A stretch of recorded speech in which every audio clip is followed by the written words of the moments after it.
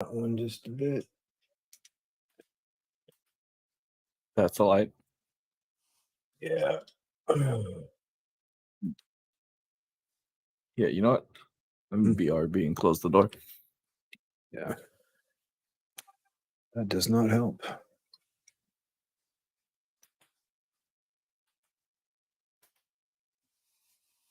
Okay.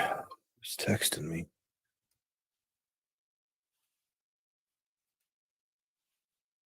Phone is blowing up. Always Oh, is. Every time that's you you do this. going live, me going live. Everybody's live. Live from downtown. Yeah, my voice sounds fine on the replay. So, No, I think I figured out the problem. I think it was the Okay. setting the headset was on. Okay. Maybe. I'll figure it out shortly. Hey, your notifications are working again. For what? So when you go live before, it wasn't sending me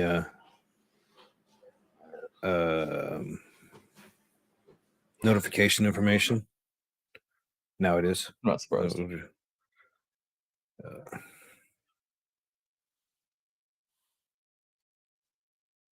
Turn off that alarm. Okay. Looks like the bot's running now. Should be all right. What's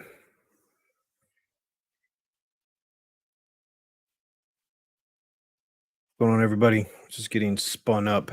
Takes a little bit of here. We're running about 15 minutes behind schedule. We're going to blame the holiday season for that. So bear with us. Hey, what's going on, Bob? But we're going to get it up there. We have an interesting, diverse lineup for tonight, but should all be pretty good, solid topics. Some of it really cool. Some of it might be a little boring.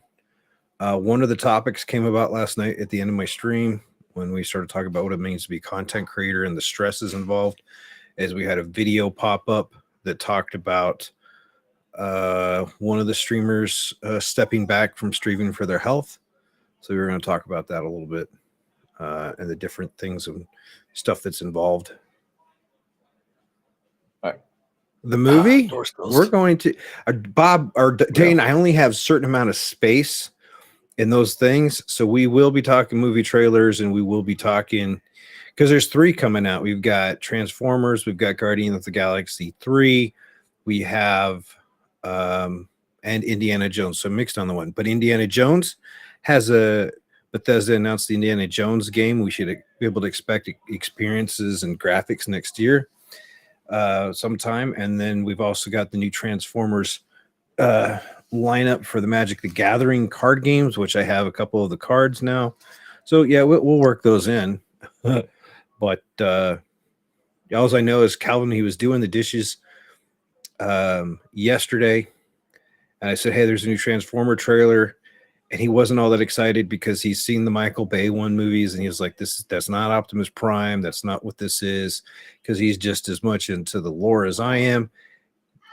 Got about 13 seconds or 14 seconds in, he saw Optimus Prime go up against the Gorilla Prime, and he's like, wait a minute. And he was hooked. So he wants to do, and my wife is like, we're going to go see it. And he's like, no, this is a dad and son activity. You guys are on your own. He just wants me and him to go. So he told his mom where to go. I was like, all right. And then we saw the trailer for Guardians of the Galaxy 3. Pretty excited about that one.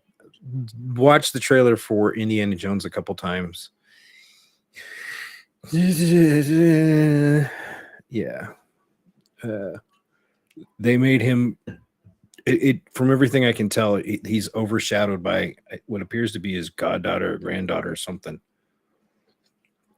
I don't know. But yeah, so we'll talk about that as we get more people rolling in and participating.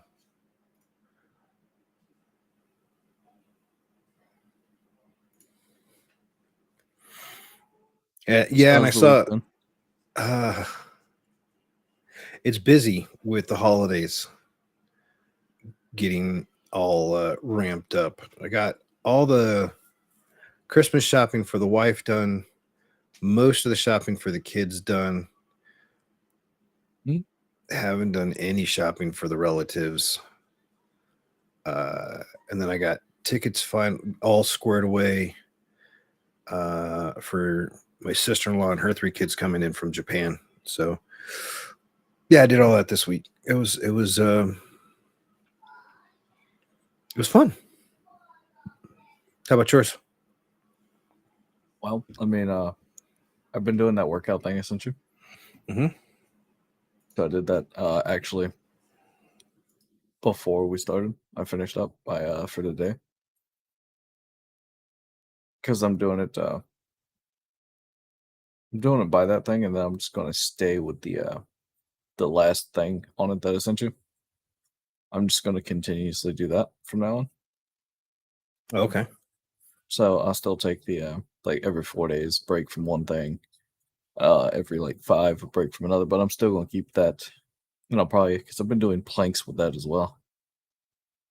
Oh, I hate planks. Love planks, but hate planks. Usually not because they're hard, because when I start them, I have dogs and I have 2 kids, and my daughter likes to just pile drive. Yeah, and then you're kind of sitting there. Yeah, And then I'm like, no, oh, get off. actually though, man, like I've backed up a little bit from gaming itself.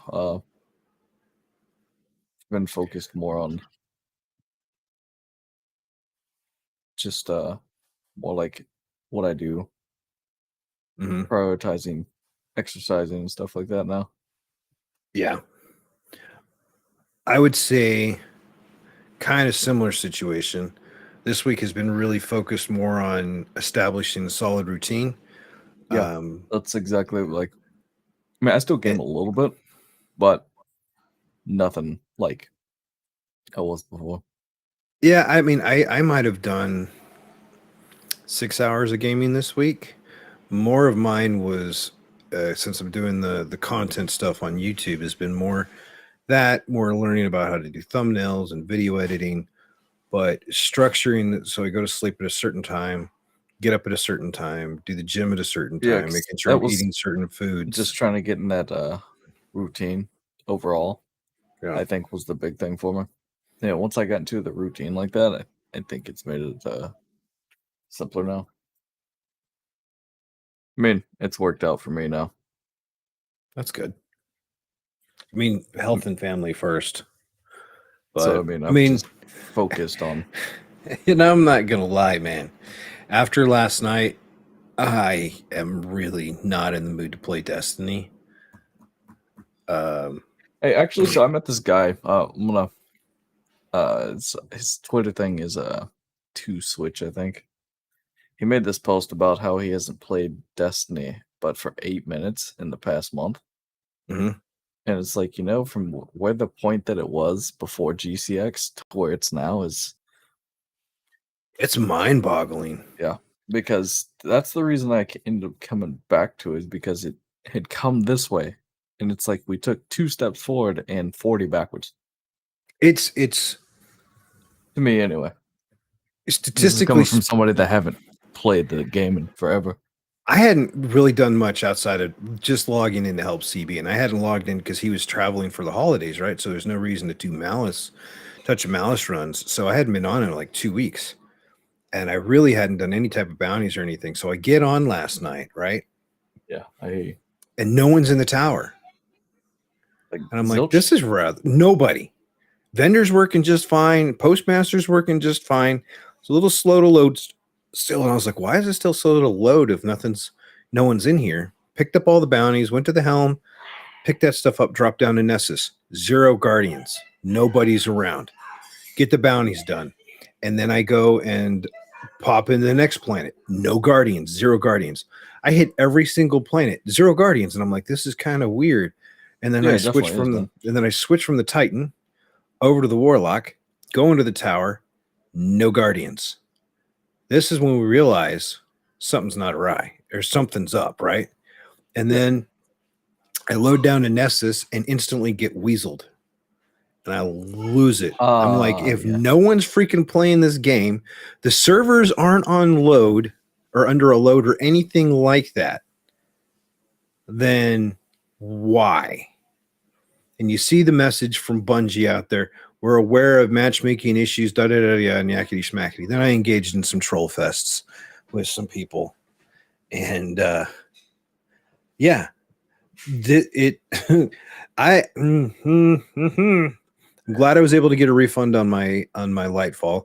The apparently Oh, so Bungie you and did get it. Sony. I did get I it. remember you said that you were going to do it, but I didn't know if you I had did. actually done it. But Sony and Bungie have You made know it a what? lot more I'm going to difficult cut you now. off there for a minute Mhm. because I saw Bob's comment now. He said he hasn't gamed that much either. He's been watching Yeah. more movies. He's starting the gym too. Nice, dude. Like, yeah, man. So I've been doing I've been eating a lot healthier, man. Like I've cut out all my carbs because I've been doing keto stuff, and I'm actually going to stop drinking the zero sugar soda as well. Yeah, I can see it through the blur. Beef And jerky. so Keto, man. no, because I'm also going to stop this soda geek. No more zero sugar sodas. It's just Okay. gonna be water and juice, and that's it. So I'm with you on that one. so I'm it's more of a lifestyle change too, you know. I think my wife's outside the door yelling at the dog. Well, she's not yelling at you. As long as she's not yelling at me, I'm okay. Or you know what? Better yet, right? As long as she's not yelling at me, I don't care if she yells That's at even you. better. Yeah, so I'm gone down to one Zoa a day, which is respectable. Pretty good. Well, this one's not Zoa. This is actually BSN recovery. Yeah, Dan. I've got a lot that I've been changing on, man. Yeah, it's a season of pre-health. Now, if we can make it a habit and get all the way through the year, Hey, well, look, tend to, for anybody that doesn't know, I quit dipping in January, right? Mhm. So it's now December, and I haven't dipped. So I That's mean, next good. January is a year with no tobacco, man. That's It's freaking awesome. it's crazy the things you can do too, like that. Well, it's life changes because like one of the things that I was getting really tired of was you could tell, and a few others could tell when I took the nerve medicine. It was not. I didn't like how groggy it made me, how unfocused, uh, and all that. So getting off of that's made a big difference. Now it's a matter of losing the 40 pounds that the meds put on, no matter what you do, and getting healthy again. So got to do it for the family. Health is wealth. Yes. yes, it is. So that's what we're dealing with. No, I mean, like for me, man, it was like that first week though. Oh, that was rough, dude. I probably washed my truck 9 times in 5 days. Oh, after the no dipping, Yeah, I remember especially. you would ping me at day 1, day 2, Yeah, it was rough. day Like I 3. said, by the time Yeah. you hit day 5, when like there's nothing in your system, man. Well, my understanding is by day 3, that's when the cravings hit their maximum, and then by No, day 4, day 5, it's really when it's actually all out of your system no. and like there's nothing coming in. Oh yeah, that's. Hey, I Yeah. didn't tell you, dude I work with actually decided he was gonna quit smoking. He stopped smoking a month ago. He's on the gum now. He's been on the gum for like 2 weeks now. And whatever works. That's just Well, because I don't know how other states do it, but our state will send you the gum for free to help you quit. a lot of them. Even the insurance companies will do it. So So a they were lot just of like, if you want to quit, they were like, yeah, we'll just send it to you. yeah, like my insurance company, they're proactive. So I messaged them to check to see if they had any membership or discount programs for the gym since it's going back. They're paying for the gym membership. They pay for all this stuff. I told them we did the thing because they asked about the neck because that was on file. They signed up and lined up for me to meet with a sports massage sports. It's not a massage therapist. It's a sports something therapist. I always butcher what he calls it. Hey, you got it, Bob. Just take it a day at a time, man. Yeah. And man, he's kicking my butt with my shoulders and the mobility. It's crazy. But I know Bob will lose it because he's usually pretty good with his cooking. But Yeah, since we yeah, started. But yeah, that's what I was like, it's been an experience. dude, Yeah. what is that? There's an anime. Oh man, Okay. about bodybuilding. Somebody sent it to me last week and I watched it. Hold on, let me see if I can find the name. Wow, that's I actually, I Geeks, died laughing. this is actually bad for Destiny. I was just looking at this. Yeah. So if you Oh, look at the numbers, I we are got at the numbers. lowest forever. How heavy are the dumbbells you lift? Is the anime? Oh, well, I thought you was asking me. I was like, I got 25 pounds over there. I mean, if you Yes. that, I thought No. you were asking me. No. It's I a was like, comic. huh? It's a comical anime Okay. about lifting So weights and all. It's on Crunchyroll. Okay. So it's pretty funny. I found it very amusing. I ended up I was like, I'll watch first episode. I was like, hey, they got their jokes right for this one. And then I watched the next one. The next thing I know, I ended up watching all. I think it was like 10 or 12 episodes. So it wasn't too bad. It was definitely worth watching. But yeah, it was different. No, just the put it Destiny on the numbers, Discord. man. I'm gonna look at it. Okay. Or I'll share it. I'll just share it in chat. Oh, that's fine. For those that are curious, it's okay. I don't know if I would watch it around kids. I wouldn't say it's like anywhere near the adult genre kind of end of it. It's just it's plucky comedy. No, I mean it's definitely fine. No, I was like, I just was wondering about what it was. So Yeah, so it's kind of funny. fine. I was amused. The gym rat and me and everything found it very, very, very, very amusing. But yeah, no, I looked in the Destiny numbers last night for the last 3 years. In December of 2020, we were averaging around 79,000 active players. In December of 2021, we were averaging around 78,500 or so active players, and this is on Steam. And I'm gonna supplement that with an interesting statistic here in a second. And then for 2022, in this December, when I went to look it up, it was a little bit more difficult to find the average number because instead of being a really solid, like 2020 and 2021 was pretty much a flat average line. Yeah. Right. But not 2022. It was a lot of lows. And I think the average that I came up with doing the random samplings across the board put it around 32,000 active players. Okay, so I took the high road on the numbers, right? Yeah. For my average. So I took Mhm. took the higher road of that across not just Steam. This is wide of the game. And I got about 134,000. No, yeah, 134. Which is still pretty low, actually. Here, I'll share this. Hold on.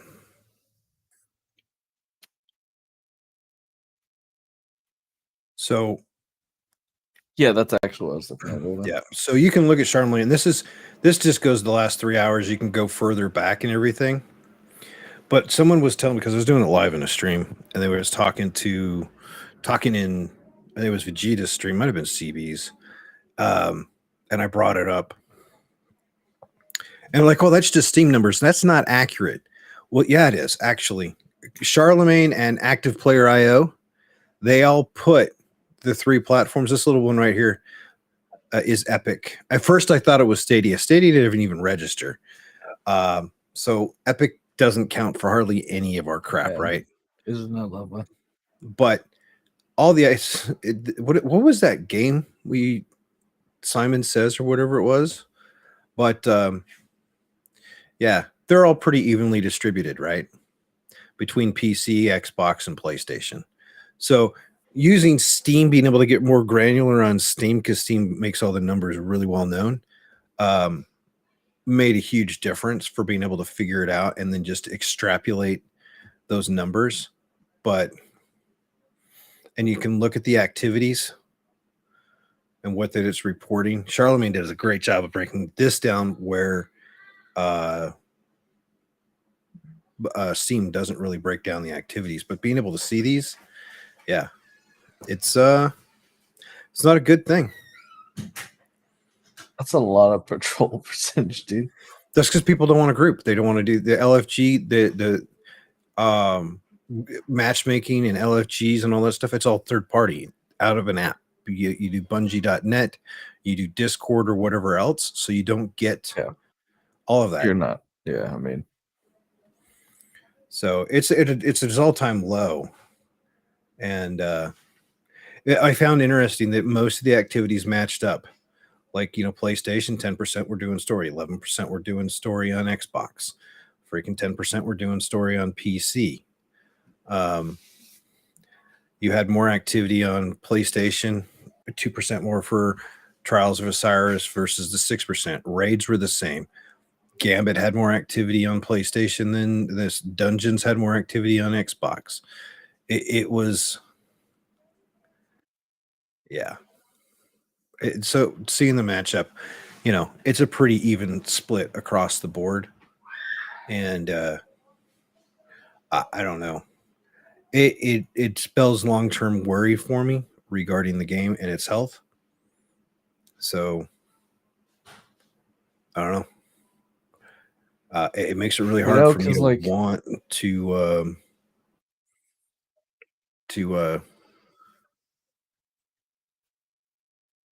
but I mean, I canceled Lightfall, but one of the viewers sent me the code for Lightfall Deluxe.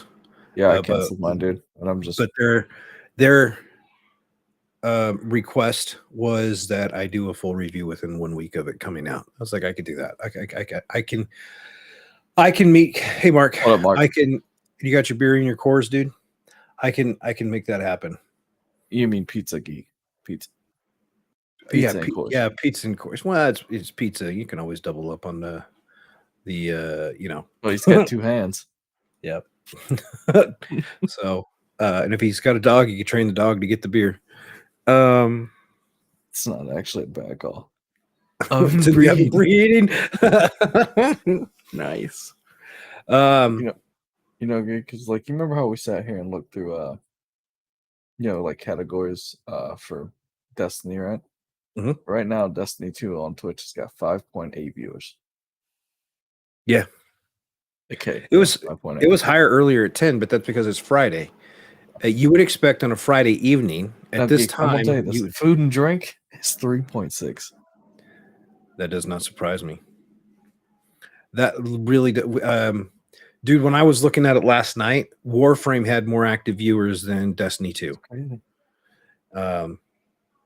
Well, I mean, you just never think about it, and then when you go look at it, it's like, wow. Mm-hmm.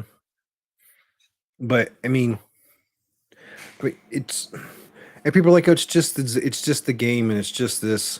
And I don't think it's just this. I think it's the community indulging and enabling really bad business practices for Bungie, and because it doesn't have any penalties whatsoever, Bungie's just staying their course, and it's screwing over the player base. And going through all the comments and going through the boards and everything else for trying to build my content videos, the amount of people that are just frustrated, and I know for a fact Bungie has to understand this. They have to see it, but I don't think it's their focus anymore. I think they're going to focus on their other two IPs that they're developing. Probably. And their consulting work that they're doing with Sony to provide insight on how to be successful with setting up a game as a service for other Sony studios and other game platforms. I don't think it's I don't know what's going to happen, and I wouldn't really care. But if Destiny was as is right now, we had no future expansions or anything, I'd be perfectly fine with the state of the game.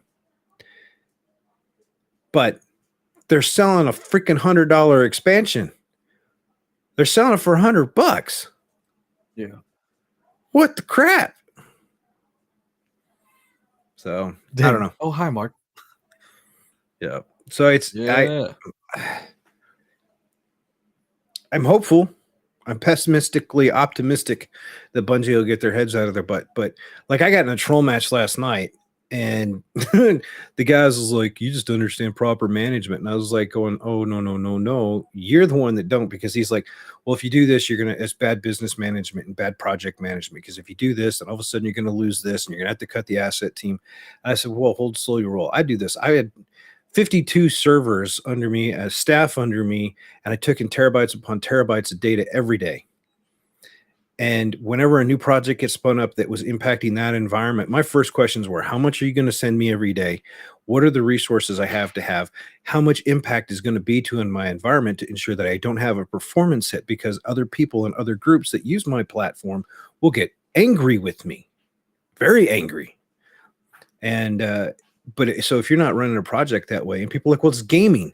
It's gaming. You think it's a gaming company, but it's a business. There's 3 billion players out there. Yeah, there's definitely a lot. But If you take that as a collective, we are a huge client.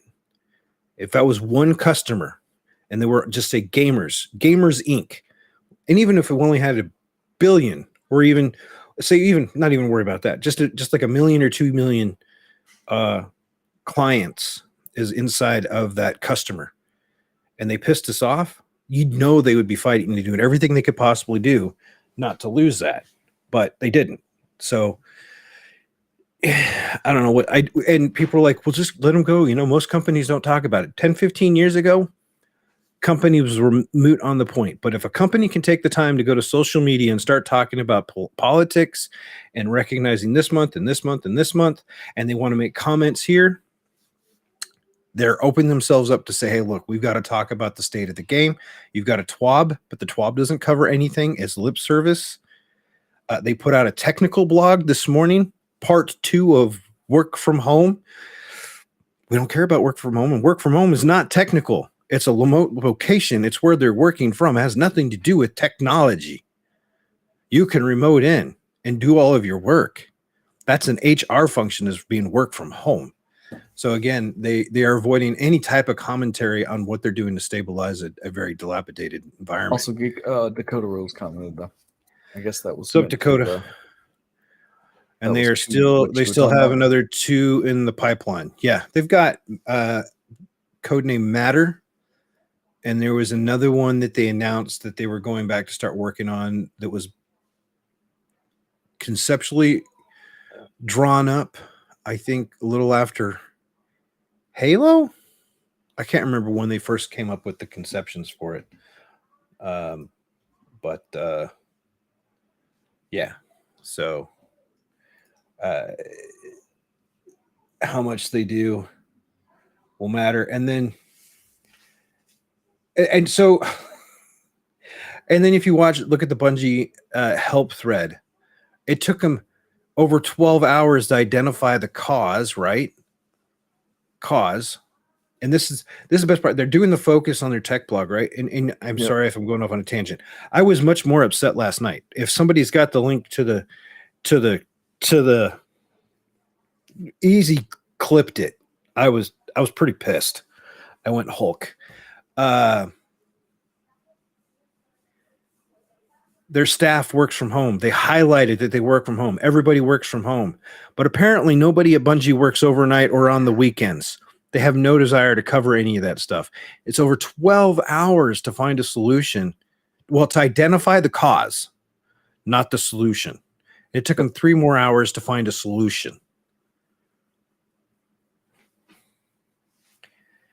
I don't understand. If I let that happen, I'd be having some serious answering to do inside of my work environment. $100 is a little too much. Lightfall plus season pass on GTA is around $84 US. There's one other site, Mark, where you can get it for around $64, maybe 65, but you have to get on a wait list. Dane's killing. 100 a year should command more from a game. Well, yeah. So, and then you look at all the think, man, because like for what I can spend $100 on and what I can play for. Yep. I mean, I just don't see it being worth it. Yeah, it's not. So again, it's somebody not bought it for me. I can honestly tell you right now, I keep asking if I can tell them who got it for me. They keep saying no. Apparently, they're worried that people are going to give them crap. So you bought it and you spent another $100 on somebody else. I got it. I understand why they want to say anonymous, but it's like they've given Destiny to the new kids on the block, and the vets have gone elsewhere. It's Yeah. You look at it and people are like, Yeah, like that's well, it's that's okay. a real statement.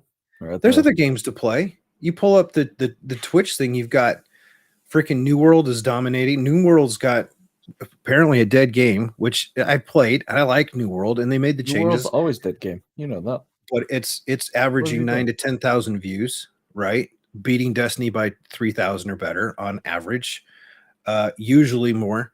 Last night, Wait. Warframe was beating out Destiny 2. That could be because it was down, but when Warframe is beating Destiny, that's a problem. You want numbers from right now? I'll give you. Yeah, numbers I'm from right looking now. at some right now. You've got Well, Call of Warframe's Duty. 1.3 because you know 1.3 right now.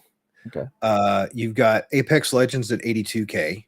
You've got Warzone at 71.5K. You got Dakota's World of War. Yeah, New World's at 9.3 actually. Yeah, New World's at 9.3. What's Lost Ark at? Last I saw it was like 11K. Yeah, it's 11.7K. Yeah, so when you're getting beat out by what's Genshin Impact at? Well, stand by. Genshin Impact is at 11.5K. You're getting beat out by a gotcha game. With plenty by of a gotcha game, and there's plenty out there. Heck, Valheim has 3K viewers right now. Valheim. It just, and oh yeah, sure. God of War Ragnarok has dropped down to average 7K viewers, right? 6. But people keep forgetting there's no New Game Plus yet. As soon as New Game Plus comes out, is available for God of War, which is going to be, I think, in another month or so, you're going to see a resurgence in views as people play that and climb up the New Game Plus power level. Sea of Thieves, you're getting beat. They're getting beat by Sea of Thieves. I like Sea of Thieves, and I'm honestly, I wrote down Skull and Crossbones last night. I'm reading more about it. It's actually an MMO. You're going to do stuff on land, and when you're at sea, you get to do combat. I'm kind of disappointed in Starfield. I'm going to play it. I'm looking forward to Starfield and trying it, but some part of me didn't click on it till I was doing some deep dive research on it. It's not an MMO, and it's not even multiplayer. It is single player. There's no co-op to it. Kills the vibe. Which to me is just like, why? What is the problem with people making MMOs today? What is so hard for people? And then I reflected, was it EA's guy that said that single player games are dead? I think it was EA, right? Was it EA? Does anybody remember that off top? If somebody remind me, one of the CEOs for one of the major AAA games, I want to say it was EA. Is it EA? I'm trying to look it up to see if I remember back. But if you look at everything that's been massively successful, Valheim, it's co-op, mostly single player, hugely successful. God of War, single player, hugely. It was EA. Thanks, Easy. Hugely successful. Spider-Man, huge success. Ghost of Tsushima, hugely successful. And the list goes on and on. Tales of Arise, for those that were into anime, freaking Scarlet Nexus. Now, there's different genres and stuff, but those were really successful games, and they launched relatively without any bugs. You know, minor things that had to be fixed, but for the most part, they were good, fun games. So I'm having a tough time with these multiplayers. What makes the multiplayer? And that's a whole different topic.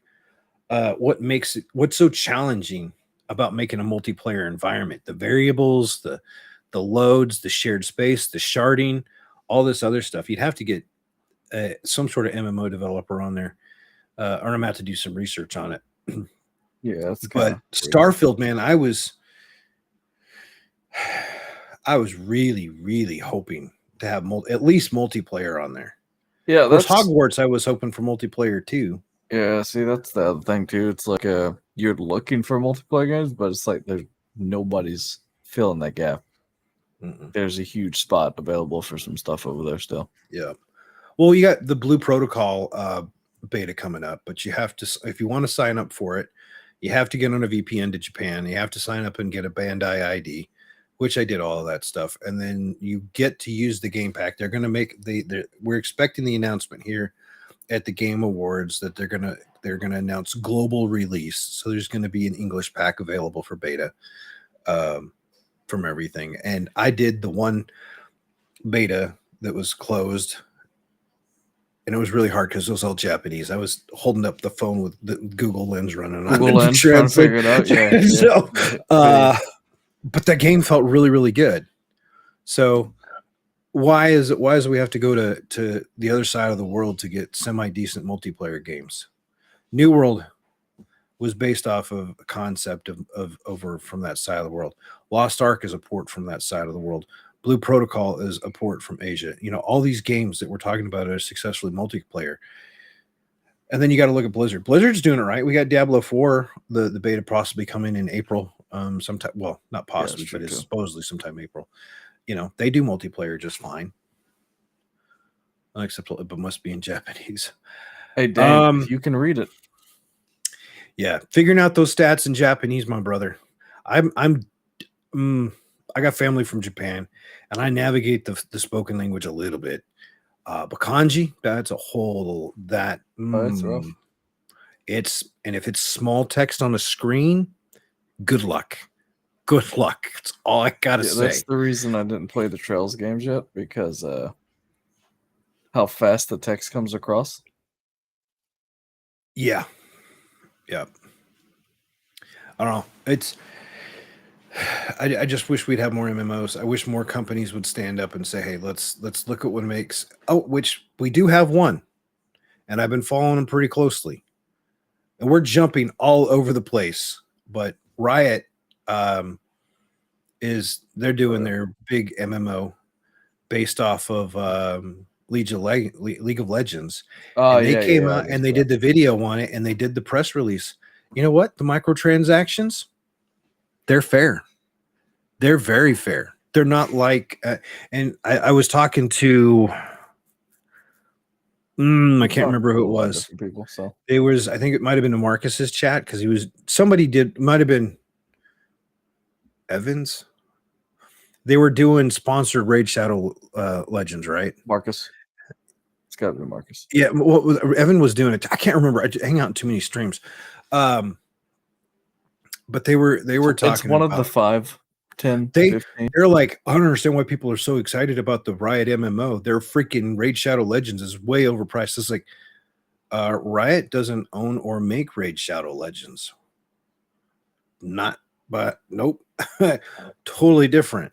Riot owns like Valorant and stuff, and they've done a lot of success. So I'm going to follow that one. I'm also following Ashes of Creation, but neither one of those ones are going to be ready for a year or two. Yeah, I mean, there's so much time yet left on it that we're just still waiting for. Like it's far enough in that area that it's just like, we'll forget about it, set it to the side, and then come back to it, Yeah, Bob, Starfield's cool. I mean, it's got 100 systems with 1,000 planets total. So 100 systems, 100 planets. They did that so they can maintain naming. They could do really cool stuff, make the planets more systemary, although they are procedurally generated. But after they use AI and stuff to generate those planets, then they can go out and do some more customization to it. It takes a lot of the bulk work out of it. So there's going to be a lot of exploring to do. I just wish that I could do. I don't care if it's MMO. I want it to be MMO, but I want it at the bare minimum. It should be co-op. Give me the ability to play with 2 or 3 of my friends. Because like No Man's Sky, it's like No Man's Sky but different. Hey, Spider. What else? But I did Spider just cheer 50. Thank you, Spider. You are the GOAT. I think he did your channel too. I don't have an idea. Restream.io, by the way, said that they are looking to expand their chat identification options to tell you where those, when they comes in, it's going to tell you which stream it came from, by the way, just as an FYI. But yeah, so I mean, what I found really intriguing is you go into a system and you might find a planet and you have a mission and you have to get a resource or something off on this planet. However, if you land on said planet, you're going to die.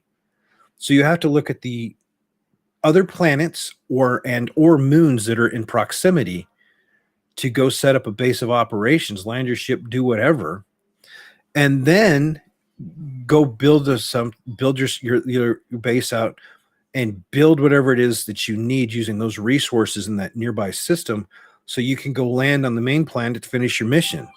And so the campaign is going, I don't think it's going to have you traverse all 1,000 planets, but the campaign's going to take you to hell and high water all over the place.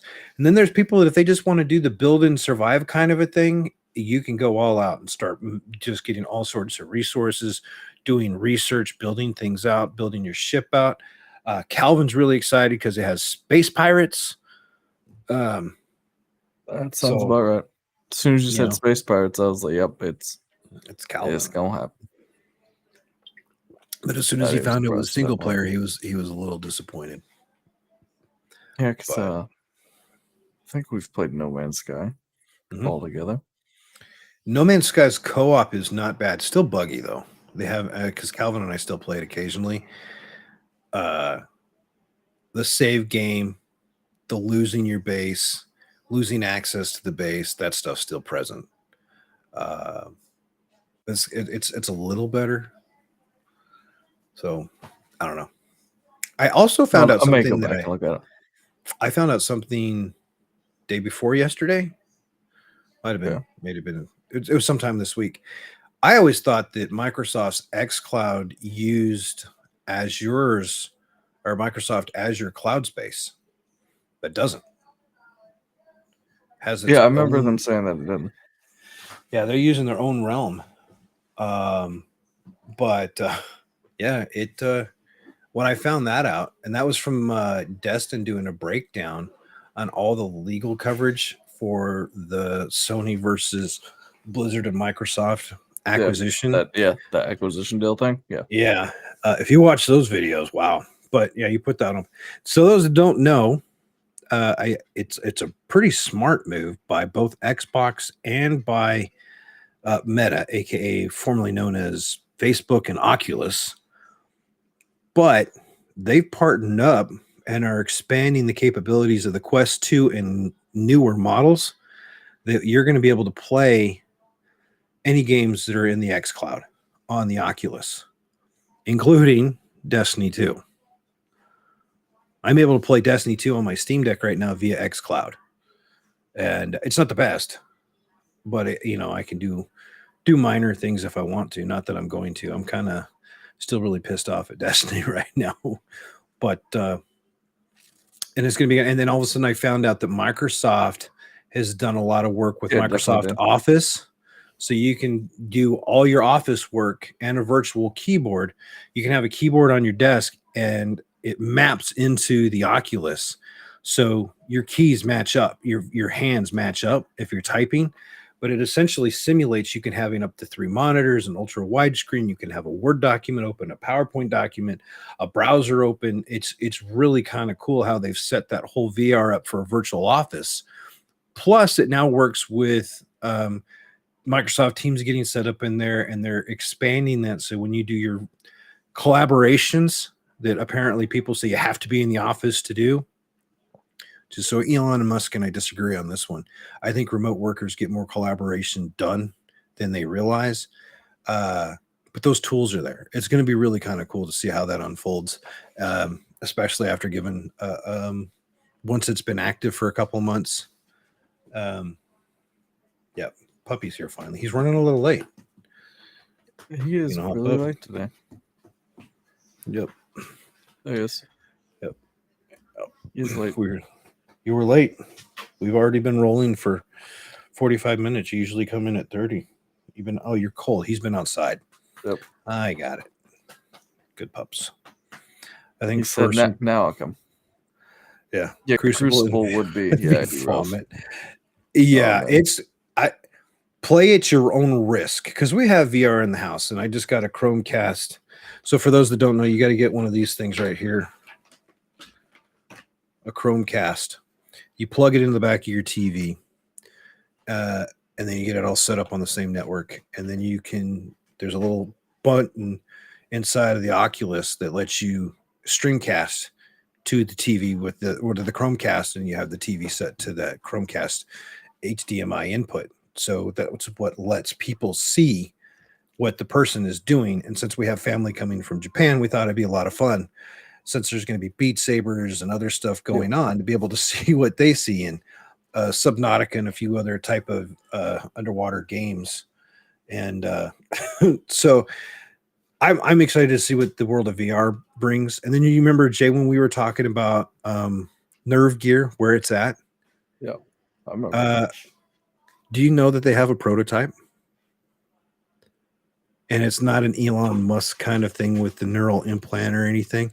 They've actually got functional gear. I didn't know about it. Somebody sent me the link on it. I had to go find it, but I was blown away. They estimate that they're going to have full, hey, Jaquan, they're going to be testing deeper dive gear. Not deep dive. They're not the immersion, full immersion within 10 years, and neural deep dive within 20 years. I was like, that's really kind of intense. So you never know. VR is going to be pretty interesting. But again, for action games where you have to move around a lot, it's come a long way, though. Yeah. Just be ready not to run into something. I already know I trip over my dogs half the time but they're learning to if someone's got, they do a pretty good job if the kids have the Oculus on to stay away from the kids. Although the kids aren't really big, so they don't worry too much. But they found out that if dad is wearing the Oculus, I'm a bigger guy. And if I'm moving or walking or something, I don't know they're there. And if I'm doing the supernatural boxing camp, which is what I've been doing, and the kickboxing, I don't know they're there, and they're going to get kicked. And I felt bad. All I heard was I felt tension. I felt some sort of resistance, and I heard and he, yip, as he ran off. And I was pretty sure it was the Buster, because the big one, if it would have been Buddy, he's like 140-pound Malamute. He don't care. But the pup, yeah. I felt really bad. I got the Oculus out after I finished it. Now I'm going to feel bad. People are going to, you're mean, you're a bad guy. I didn't end the workout. I finished it. I had like 5 or 6 minutes left on. I was going to finish. I took the Oculus. The dog was hiding, man. He was hiding. I was like, I felt bad. Coco, get off the light. He said, I drove the dog away. Yeah, but so I'm looking forward to the advancements they're making in VR. Yeah, I agree. And as they get more powerful, it's gonna be interesting to see like where we can go from here with it. Yeah, like that's already like a big thing. They're already talking about the ability with Oculus and with what is Valve's Hive. I think it's Hive or whatever. They're people are like, I don't want to have a PC. This dog is just wanting some attention tonight. You're jealous, huh? Because I called Coco. Go to mom. Go. This dog. But it made me lose my train of thought. They're making it so where people don't have a PC ahead of time. So they just have the Oculus. They want to mess with it. And then instead of having to pair or plug your phone into it to get it sync up, they're now using Bluetooth to use and offload a lot of calculations to your phone through a shared app to give it more power and not cause power overload and waste the battery on the Oculus. So I'm kind of interested in it. I'm really intrigued by what we're going to have this time next year. And it's definitely going to have to just see what we got. When Mark say in Gun Club VR, you can target practice and even mode for zombies. Yeah. They were talking about when they were doing the interview when Lex, what's his face, was doing the interview with Howard from Bethesda about the new Indiana Jones games and some other games. They talked about the use of VR and that they go forward where they're not going to look at old technologies like old consoles or anything like that. You're on your money tonight with the. I'm just rolling here on the money. They were talking about. It's moving right along. They were talking about not developing for old technologies. Appreciate Okay, it, like Bob. We'll see you when you come back. Yep. But they had to focus on the go forwards, right? The X and the S, the PlayStation, and he added in, we cannot choose any longer to ignore virtual reality. It is going to become a player in this market. And that was further. We'll talk about the Blizzard Microsoft stuff in a little bit because that's really where a lot of the VR future is highlighted in cloud gaming and the leveraging of VR technologies and the TVs. Like xCloud is coming to the Samsung TVs. If PlayStation's Plus comes to it and the clouds are there, you're just going to have a controller that hooks up to the TV and everything goes from there. So it's interesting to see the direction everything is going, but it was also interesting to see in the reports how far away how much more distance we have to go before we're there. Yeah, it's a good piece. Yeah. So I was actually more excited about the. Have you seen the game projected game footage for Indiana Jones? I don't remember. Let me pull it up. I think I posted it. By the way, they do speculate that it will be a exclusive with the Xbox, but then it's not confirmed yet. Xbox. Now I can't do. I tried doing this the other night and I got hit for sharing, so you guys have to forgive me. It's going to be on mute. For the audio. Yeah. That's how it happens, dude. But the graphics, this is the teaser for it. Yeah. And they were able to get the dates off of a piece of paper. I mean, it's still pretty roughed out, and a lot of this isn't, there, but it was supposed to take place after a year after he found the Lost Ark is when this game is supposed to take place. So not modern day or anything like that. A year after the Ark was found. They're trying to stay true to that. This is from Cold Eastwood's channel. He's got pretty good insight. Let me see if I can get to. And this again comes from the interview that Howard had with Lex. But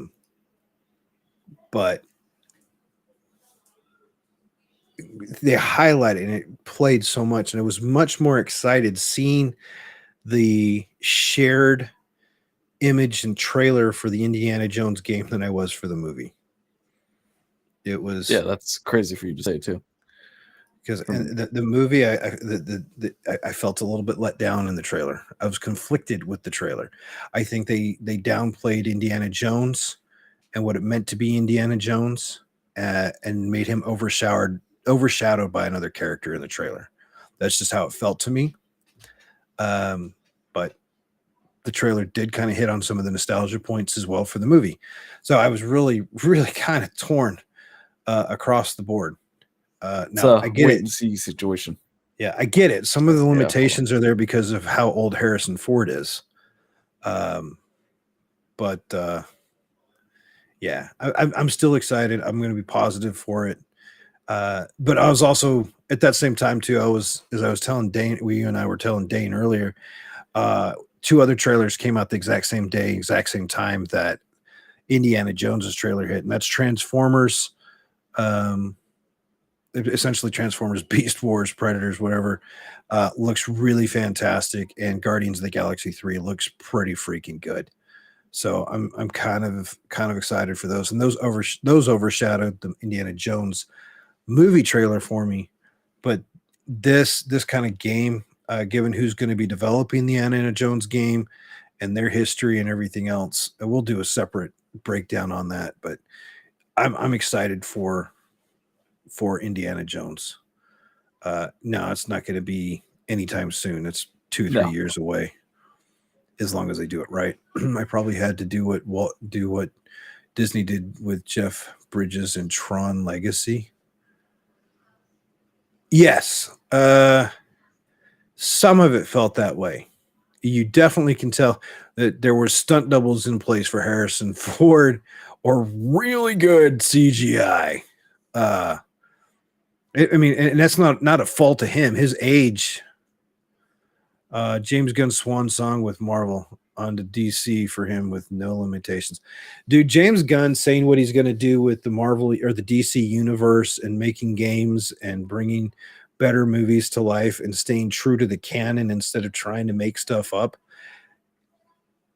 If he can make 70% of what he talked about, if he can make 70% of that happen, DC is going to kick the living crap out of Disney Marvel. There's no ifs, ands, or buts.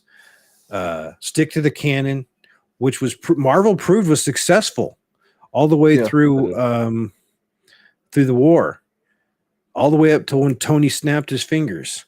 It was when they started deviating after that. It went whoop. Stay with the canon. This is why Henry Cavill left the Witcher, and the Witcher looks, dude. That freaking ballot calling for the writers to be fired because the writers don't like the story, they don't like the game, and they don't like the books. What are you doing The Witcher for then? That looks like they're going to just made your own thing, right? It's because all of a sudden what they're trying to write and put out there is no longer. It's not The Witcher. You're butchering it. And when CD Projekt Red got involved, it's I believe they're going to fire the staff, the writers, and do what they can to bring Henry back, because that dude, he is diehard in making sure. Superman, he wanted to stay with the canon, and he got nuked for it. The Rock put out his mighty fist and said, no, he's going to be in Black Adam. Now, Black Adam was not an epic movie. It was an entertaining movie. I give it a B, a solid B. B-ish. B minus. It was just cheesy in some parts. But bringing in Henry to say, hey, this is who the Superman has to be. He embodies it. Make it happen. And being able to push that thumb on. And now that Gunn is there saying, yeah, we agree. Yeah, I'm all for that. Just watch Brightburn. You'll see what he can do with no limits for oh yeah. I agree. And I also like what Chris Hemsworth is saying, even though that was last night, Mr. Easy. You know this, and I know this. Chris Hemsworth's coming back and saying, hey, I would not mind doing one more Thor movie. However, no more embarrassing the lead male roles. The last several Marvel movies, and even it looks like some of the Marvel game things that they were trying to do, were making light, poking fun of, and humiliating the main male superhero. Humiliating and yeah. And they were trying to wonder why people didn't like that. Yeah, there was no reason for it. So I'm hopeful to see what future DC has for games. I don't know, Dane, if you to see what they end up doing.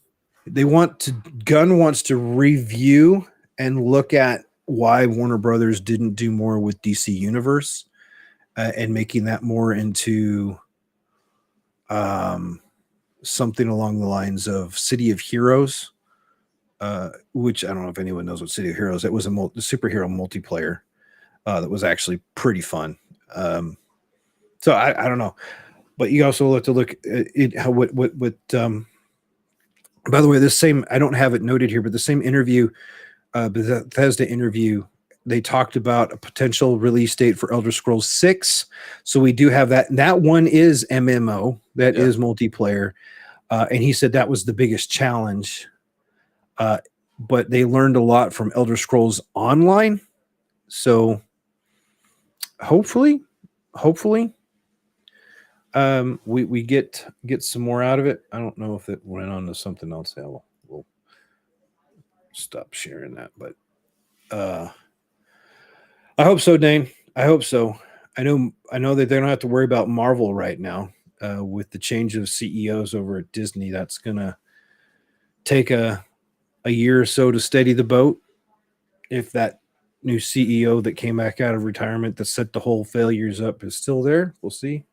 But I'm hopeful. And is anybody going to play? What is the new Marvel game? Do you remember the name of the new Marvel game? I know Dane does. I think Dane was going to play it because it's turn-based strats. I don't remember it. Rumor has it Kennedy should Midnight be Suns. Midnight Suns. Thank you. I knew Dane would know. Yeah, I knew Dane always would knows know. these things. I know he's been wanting to play it. So hopefully it looks interesting. It's not my type of for superhero games. I'm not a turn-based person. I want to actually have live transition, live combat. You know what I mean? Because it's super, but that's a mindset. That's just, it doesn't mean that's not going to be a good game. It's just not my. Yep. This is a big one, man. It's at that hour, so I think that would be a. Oh man, that hour mark. So, I'll share. Yeah, because I know you had some stuff for this too. Because we were actually talking about this before we actually started. So yeah. So I don't know how many people subscribe or know who Destin is. He used to be with IGN. Worked with Travis the Tie Guy and everything. But he has been covering this pretty well, right? Yeah. So he's done three big videos on it. Well, he's done more than that. Xbox claims he comes out. I got to leave the thumbnails, otherwise it hover over because he has the actual legal document from the case filings, and he's been going over in videos, and it's taken quite a while because it's like 100 plus page document, right? They're Microsoft's Xbox counterpoints to Sony and the EU's and the UK's CMA, which is the group that oversees and makes sure regulation and makes sure companies have. They called CMA out because CMA's main responsibility is to make sure that there's equal competition. Where the last several times CMA has been actually documented defending the leader in that particular industry, and not actually making healthy competition.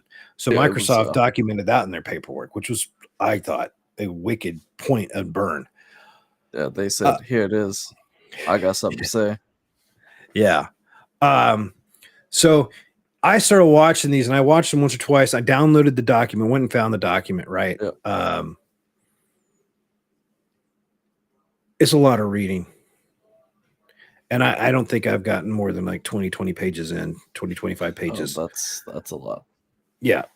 So, because I kept reading, and you have to, because there's legal mumbo jumbo in there. Some of it's plain and straightforward, and some of it's a little bit more advanced, and you've got to highlight some things. So I was trying to do what he did and take notes, but he does a pretty good job in his videos of breaking it section by section, highlighting what he wants to talk about, or what he believes is the key points in all this. Because it started out with Xbox coming out and saying they've got Xbox in the Blizzard purchase blocked. There's 4 other countries that have already approved it. No ifs, ands, or buts. They don't see any problems with it or anything like that. But Xbox, over the course of this document, not only to go in and tell Sony what they think they're doing wrong with their business because they could do better. Like if you want your PlayStation Cloud to do your PlayStation Plus program to do so much better, why don't you put your exclusive games on it for people with subscriptions, like your ultimate subscriptions? They called out the fact that PlayStation Plus has 3 tiers to their level of access because they want to exploit it and make sure people are, we're going to tease you with this minimum to be able to do this. If you want a little bit more, you're going to do this. And if you want more and you get all this stuff, you have to pay the premium price, right? Yeah. And I remember we talked about that because it's got the 3-tier thing, and I'm not a fan of that. No. And it's 25% more expensive than Microsoft's X Pass, right? So they called. I can play the stuff on my PC too. So Right. Just So saying. but they called out how little Call of Duty actually made an impact to PlayStation, and they did a Yeah. beautiful job of just totally dismantling almost every single point that Sony had and made Sony look. Sony's the leader, two to one, hands down. Sony and Nintendo are bigger than Xbox, right? Uh, so Xbox has got that working for them, and then when Sony called them a PC game distributor, Xbox is like, not really. We have some games on there, but we're not really a PC game distributor. Not like Steam, not like Epic, and that's true. Steam and Epic are really where your game distribution lies. Because if anybody knows, you got X Pass, not so much. XCloud's still a long ways from development.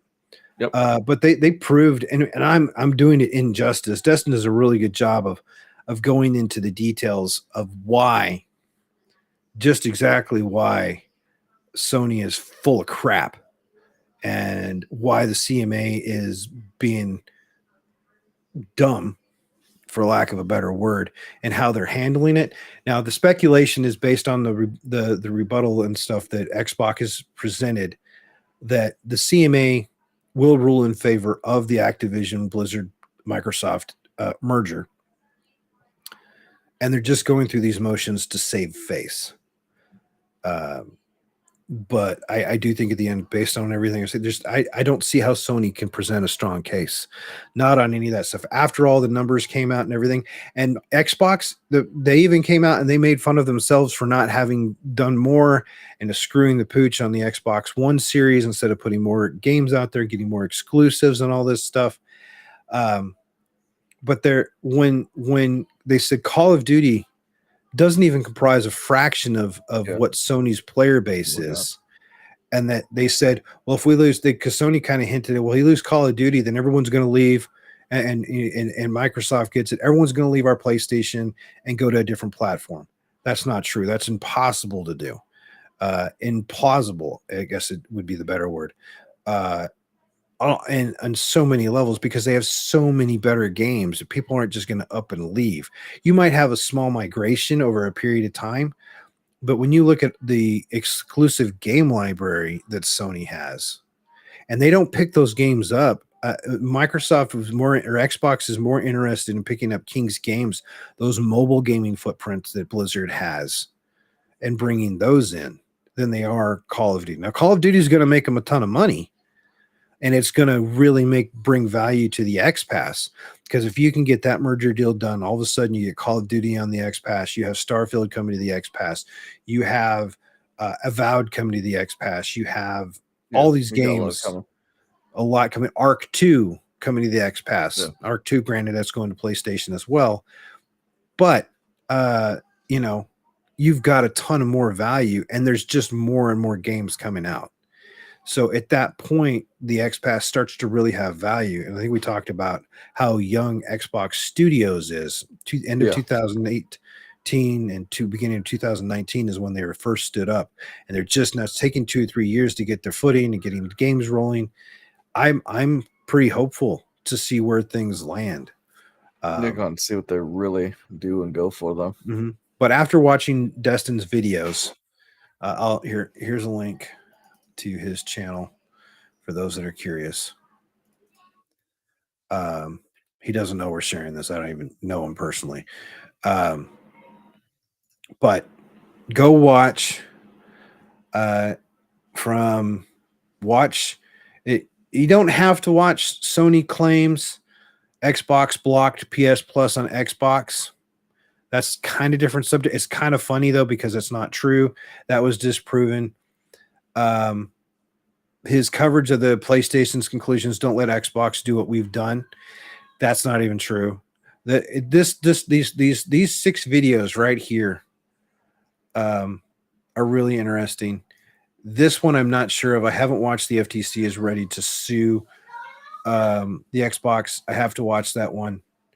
But their arguments and everything are really starting to fall apart pretty bad.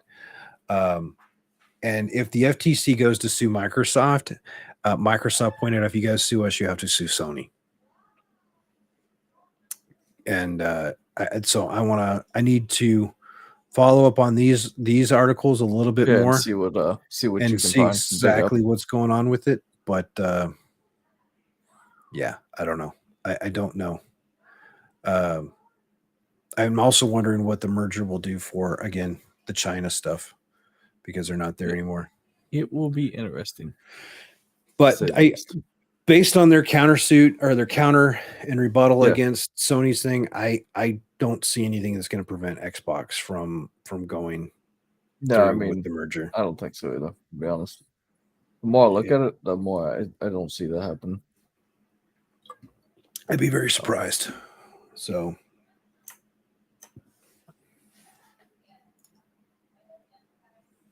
anyways, GameStop showing customer. Yeah, there you go. This one was not giving you a break today, huh? No, that's all right. Well, I mean, because I figured you had these kind of set together in a different kind of order, maybe. So I was like, I'll just go ahead and throw this one out there because I didn't think this one was nearly as big. So I was like, yeah, this would be fun. Yes, everybody, I did order a TRX set. It's coming part of the home workout stuff, so that's why you're going to see those trending in there. GameStop website reportedly showing customer data, including addresses, PI information, personal information. GameStop did have that up. I went and checked. They were showing it for a lot of customers, and that did get fixed quickly. I don't know if your information was leaked. You should probably be getting an email or a physical letter about that. Spark? Hey, Spark. How much of it is? I really hate this website. They're nothing but ads so much, and you can't close them. But I can't have my ad blocker running, otherwise Stream.io has problems. I've been heading to bed I'll be heading to bed in about an hour or so. I've been getting a lot more sleep since I haven't been getting it. That's a good thing, Bob. Sleep is a good thing. Yep. So you should expect something if your data was divulged and shared on the web. I'm more worried about the other information that might have been shared. You have your name and your address. Part of a Visa number. He blocked it out. So typically what a lot of the companies do, they retract the first three blocks of 4 octets and leave the last 4 showing. They give the addresses, things, order number, stuff that you bought. Yeah. So it's not overly an issue per se. However, it shows payments. It shows it's like all this stuff. But if you look back when we were growing up, for those that don't know, there was a thing called the yellow book and the white pages. You could just flip through the pages. If you're a homeowner, you can go look the person up and find all that information. But so that was interesting that they made that change or made that Geeks Day. Yeah, that was present. So back expect if you're back in my day, we sat on our phone book so we could show over the steering wheel. I thought you still or my mom would hit me upside the head with it. That shit hurt. But yeah, if you were listed and identified, you'll probably get something in the news from or in the mail or email or a phone call. Probably not a phone call from GameStop with possible identity theft, identity protection insurance or something for a year. I don't know how they're going to do that. I don't know if it's going to qualify since not enough the credit card information was shown. Might have been enough. You never know. So yeah, it was interesting. It wasn't a major issue, not a major breach or anything like that, but it was still enough to say somebody screwed up at GameStop, made a code change, and all of a sudden went that way. Personal. Yep. So yeah, Oh, okay, man, you were just hitting me all over the place. Diablo 4 here to there, to back in there again. I don't have any direct links for it. You can go watch Riker's. Find something for it?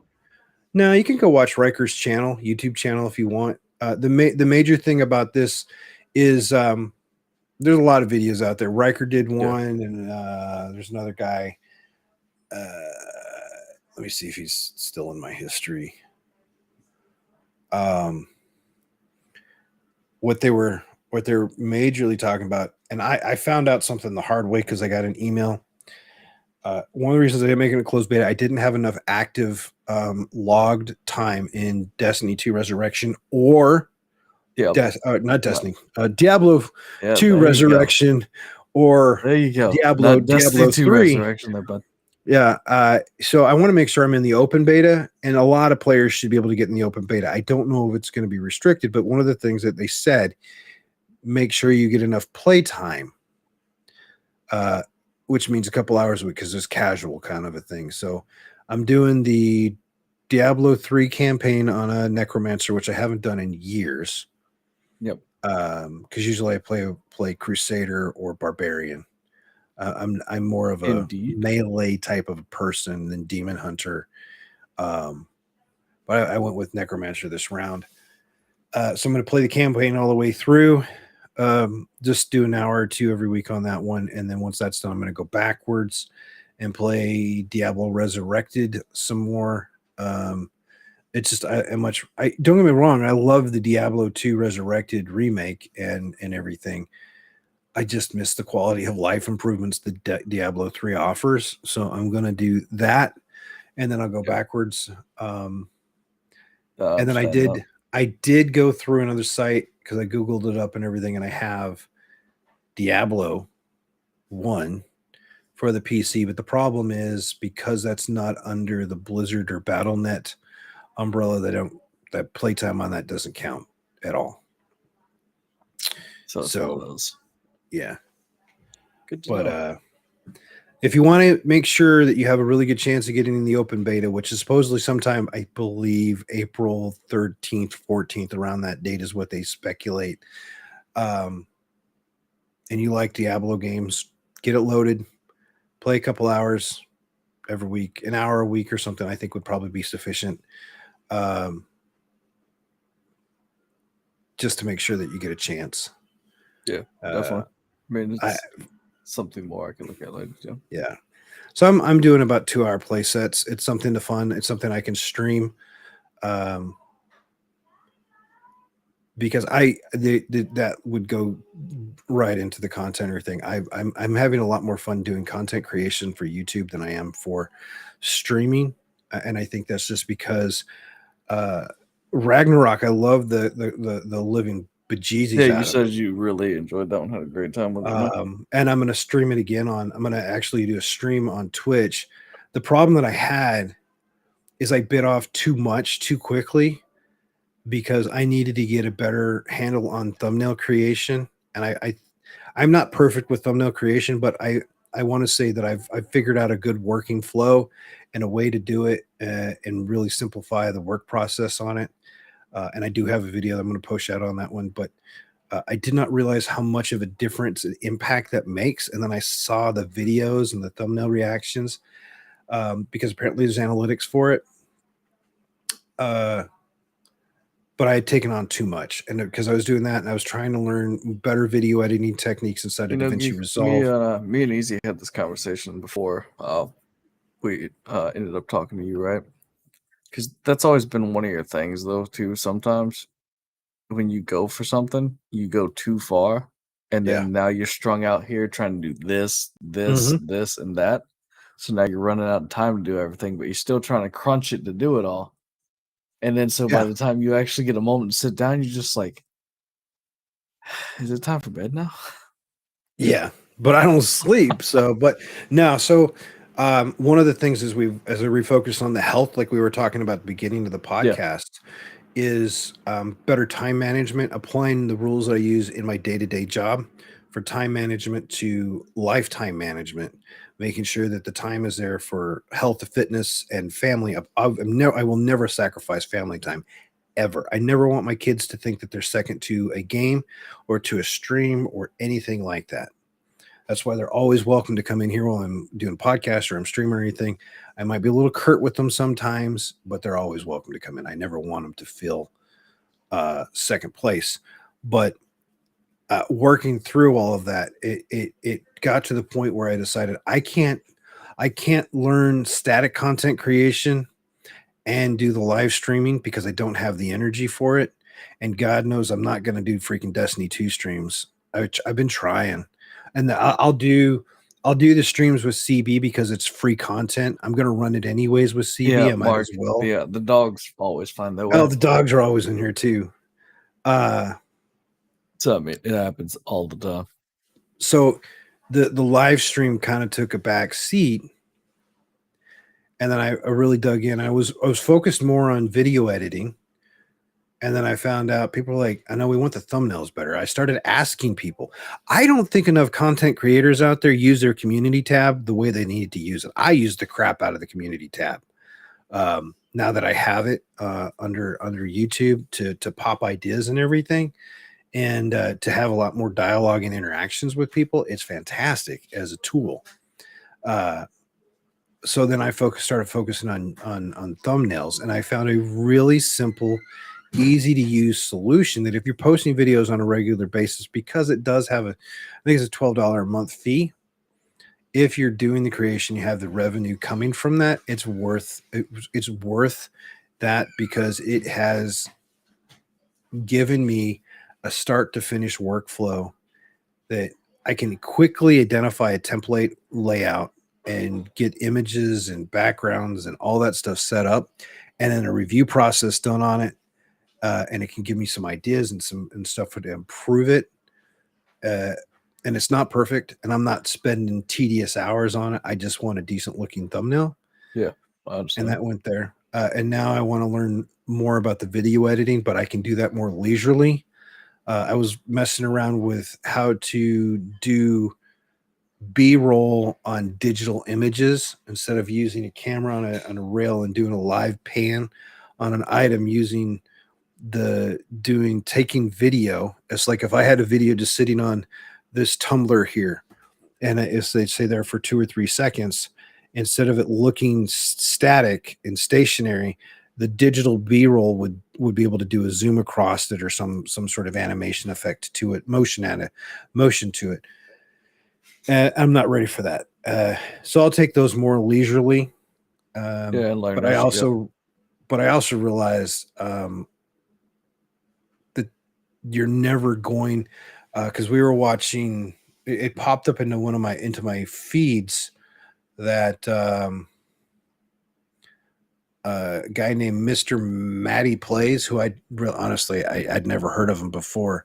Apparently he streams on Twitch. He has 4,000 or 5,000 viewers on average. Was taking a break and doing a change from some content creation. Maybe I don't know if he's doing it from streaming or whatever else, for health and other reasons. And it was just so happened we were talking about last night, and Josie pause reset play popped in and started talking about some different aspects of it, which is why this whole subject came out tonight. And he's just like, as a content creator, if it's your full-time job, there's a lot of different stress points, because it's feast or famine. And I was like, okay. I was like, well, this guy's got 500,000 subscribers on YouTube, right? And then he averages 50 to 100,000 views per video.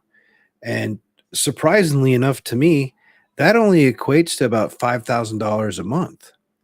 You know, if you're single and you have an apartment, that's doable income. For nowadays, for me with my family and everything else, I'd be a little bit stressed on that one.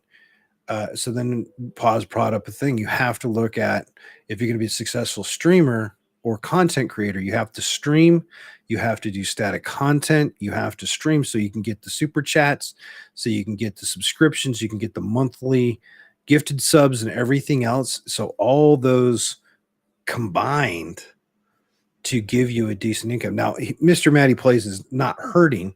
If you look at him from just a YouTube standpoint, he's hurting.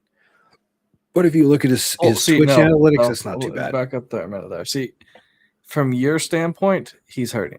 From standpoints from other people that don't I agree. That, they're not. Yeah, I agree.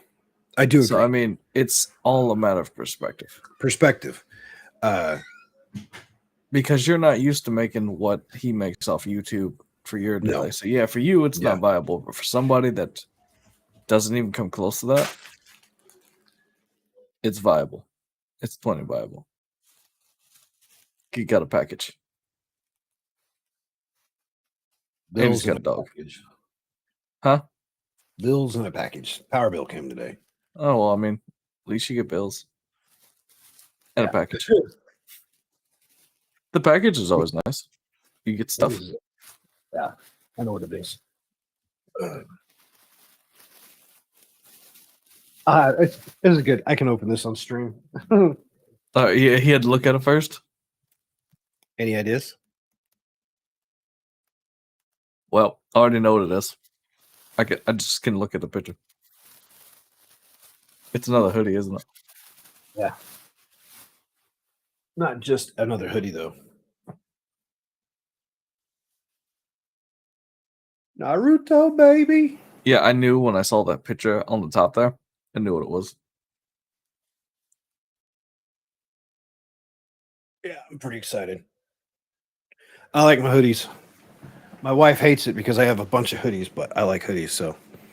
Well, I promise Yeah. you, you're not going to wear one in Florida, so. No, but this time of the year, it's apropos because December, January, February, March, it's pretty cool. Yeah, you know what you're April. saying that, dude? And this week I've got 79 and 80. Yeah, wear a hoodie if you want to, bud. I think we hit 64 today. That's cute. Yeah, 64. But yeah. So I mean, I think the thing that I had a tough time wrapping my head around, and this is not me throwing shade or belittlement or making light of it, because we've talked about mental health on the podcast and on the streams and stuff before, is I get, and this is what Josie was trying to help me try to understand. I'm still struggling with it. I work 9 to 5. Jay, you work 9 to 5. No, Well, I don't. You know what I mean? I actually go to work at 7 a.m.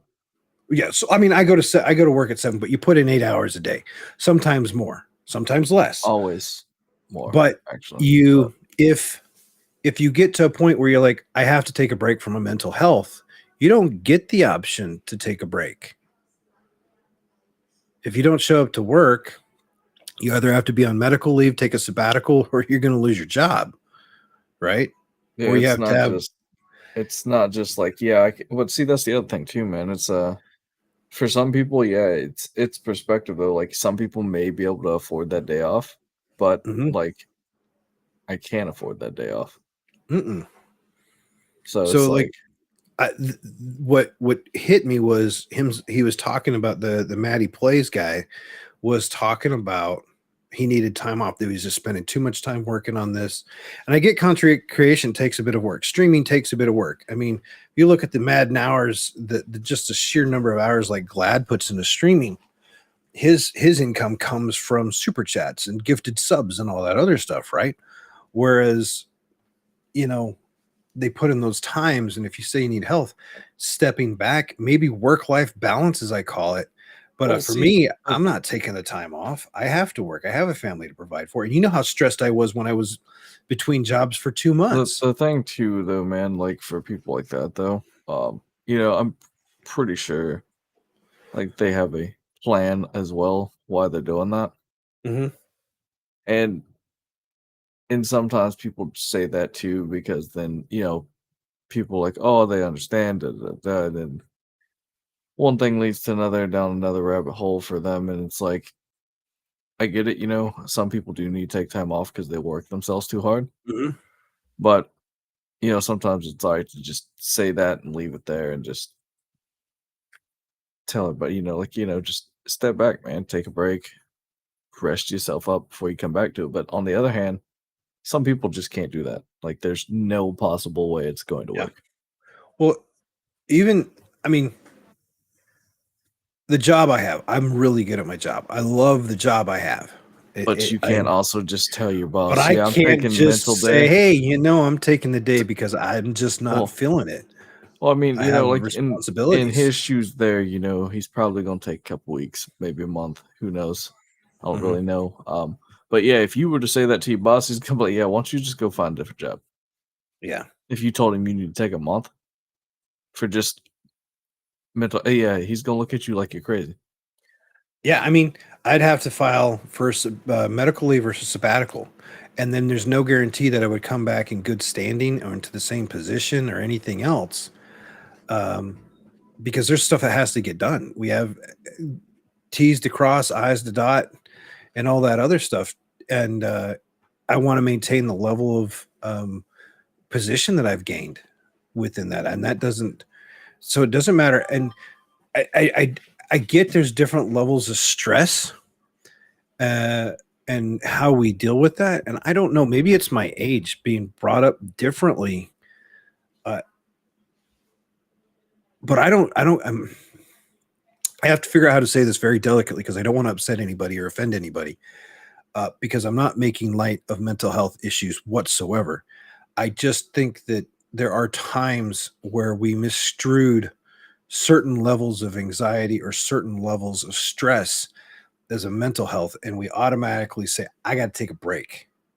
I got to step away from all of this instead of saying, how do I approach this differently so I can manage the stress from it and still maintain my level of employment? Uh, if that makes sense. Does that make sense? Yeah, see, I think part of the thing is too, though, man, is it's it's not that you're making light of the situation for it either, but everybody deals with stuff in a different way, Hmm. and so some people may use an outlet of just I guess you could say just call it venting Yeah. to an extent, like they try to talk themselves through what they're going through. And then some people just literally just want to shut out the world. But I know some people that to them, for them to like get over their stuff and everything, the best thing for them is to actually stream. Yeah. So I mean it works differently for everybody. So I I mean, think there's some therapeutic principles and properties to streaming. yeah. Myself, I tend to shut down. Well, I'll because talk to the a thing is confidant like too is you. like I've known many people that like there's a lot of people out there that just they started streaming just so they have more people to chat with. Yeah. Oh yeah, I see that too. I mean, because it definitely works out to have somebody to speak to while you're going through some stuff too. Hmm. So I mean, it's Yeah. like I see it all boils down to how people see. Everybody's going to see something differently. We could yeah. name off 100 things tonight, and I guarantee you we're going to see Well, 75% of them differently. I remember like when we were dealing with we did the mental health fundraiser and everything else, um, Yeah, it's and the been a few different, years now. 2 years, and we had the different topics and the different variations, and even people in the community that we knew that were dealing with it on different levels. Some seeing professional counselors, others that were withdrawn. I'd gone through it with the job change, um, where there was 2 months, man. I was pretty much incognito. I think I was talking to you and to CB and my wife, and that was about it. I wasn't talking to anybody. Um, I'd shut my brother out pretty much because when he found out, he decided to tell the entire world, including my best friend, and I wasn't ready for all that stuff. So I'm one of those people that just shut down and dig in and try to figure out what a solution is. But yeah, like you were saying, some people find that outlet for streaming, and some in different ways. So it's hard to define all of that, but I still struggle with the concept of I have to step back from what is my livelihood unless they have a full on plan, unless you plan something out that allows you that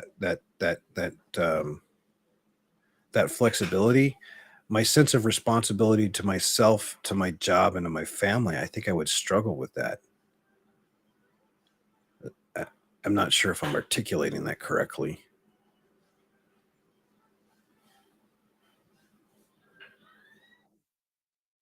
but and then I look at um, like right now. we're gonna use this and touch back on Destiny 2. You go to Twitch, the numbers are down. The people that you normally see streaming Destiny 2, I used to come in here and I would see OCB streaming. He is in D2 right now. But I see a lot more Overwatch. I see a lot of Lost Ark. I see Elden Rings. I see Call of Duty. I see New World. I see, surprisingly, one of the guys that I normally watch that was always playing Destiny 2. They're playing World of Warcraft, or Callisto, or Counter-Strike, Valorant. People that used to be 100%, almost 100% dedicated to Destiny, going out and now doing something else. Swestical, he's playing D2 right now, but he put out a 30-minute video the other day about his fears and stresses over the future of the Destiny 2 franchise and what that would do to impact him. So, like, another thing that Joe The crazy part is, dude, though, that Callisto game on Steam, it's doing god awful. I've heard mixed reviews on it, and it just came out, but it's a single player. It's a bad remake of Hey, I don't remember. Geek, when you're mostly negative though on Steam, and it's not because of people just going to just hit negative on it, it's actually complaining about the game. Oh yeah, That's kind of bad. well, yeah, because most of the time on Steam, it's not really about the game; it's about the Performance performance of said game. about the code. You know, Destiny performance kind of crap. Well, I mean, they call it the stutter protocol. Yeah, because they're saying it's stuttering on a 3080 with ray tracing off.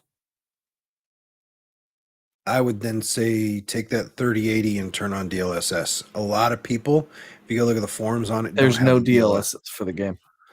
And then you go turn on now the monitor has to help support it, but FPR2, it doesn't help. I'd have to go try it. I can't speak to it. It's what I'm like. I've just seen from other people that they're saying you know they've tried everything and it's just not working for them. You know me. Is Callisto the type of game that I would play? Yeah. No. I mean, I love the Aliens movies. I enjoy the Aliens games. They just wow, dude. It says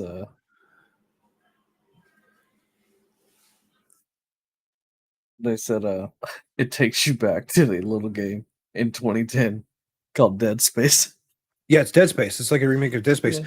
But the performance, like I've seen on the forums where they're talking about it, it's like when Crysis first came out and the stuttering level that Crysis caused. This has worse performance than Cyberpunk 2077 did. Yeah. That is saying something. So, yeah, they definitely have some patches to do. And I see. Yeah, they were but the thing was too is like the reason a lot of people are feeling some type of way about this one though is because they didn't allow them to post their reviews on the game until right before it came out. Which so everybody's like, that's real shady. Shady. We don't want you doing anything that's going to be detrimental to the launch. That sounds like something Sony would do. Remember when they were doing all the CM? Yeah, but I mean, like in this case, dude, the late review embargo, like the game was already out by the time the reviews started coming out. They weren't allowed to do it till after the first 24 hours. Yeah, which is everybody's like, "Are you serious right now?" So I've seen this game got hyped up, man. I gotta go buy it, and all of a sudden you're flooded with the reviews that say this game is mediocre and has bad performance. Yeah, that's shady business practices. That's right up there with what Sony did with the strikes on YouTube channels when it was it Last of Us 2? Yeah, and they kept striking across the board. Yeah. Yeah. If you're gonna let people play the game and they're gonna test it, don't try to sway. Hey, Geek, I got another review for you. You ready for this one? Huh? The FPS are included in the season pass. What? If you want your FPS, it's in the season pass. Go buy the season pass. You'll get your rest of FPS that you're missing for the game. That's what somebody says. So they're saying they're getting 20 FPS on average. They said, so if you want the rest of it, go get it in the season pass so you can get up to 60 for this Callisto Protocol game. That's wonderful. That should be illegal. In my book, that should be illegal. That's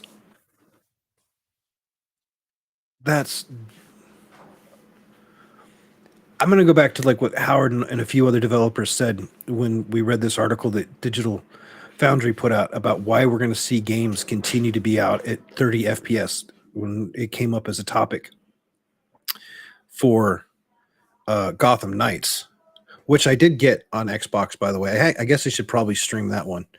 Yeah, Mark. I'm just Mark. more So, more these reviews. yeah. But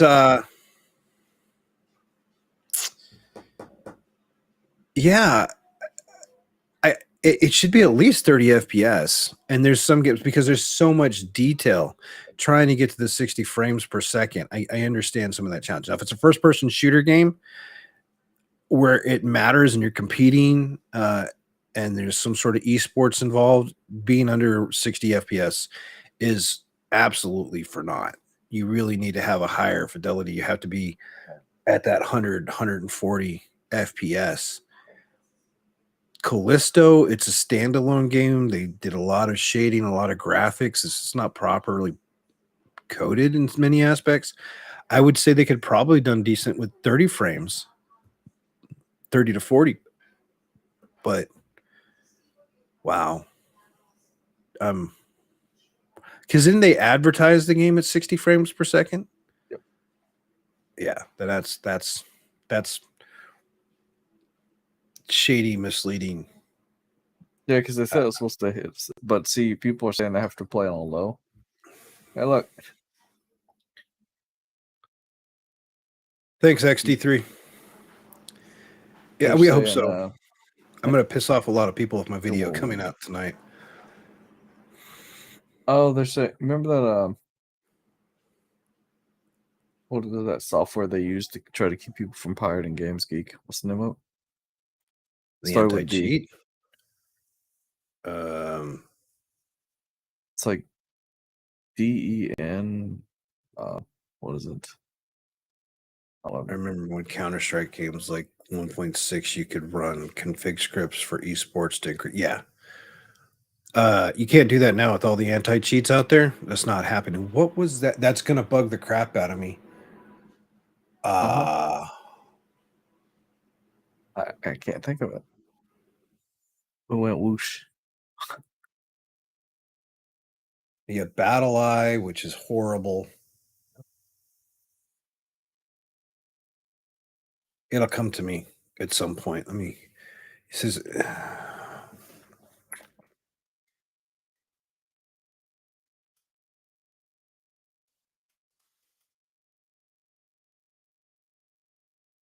it the one that was used for Doom Eternal when it came out?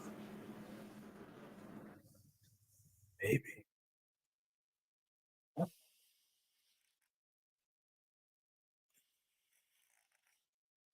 Denuvo? Yes. Yeah. Denuvo? That's what it was. Yeah.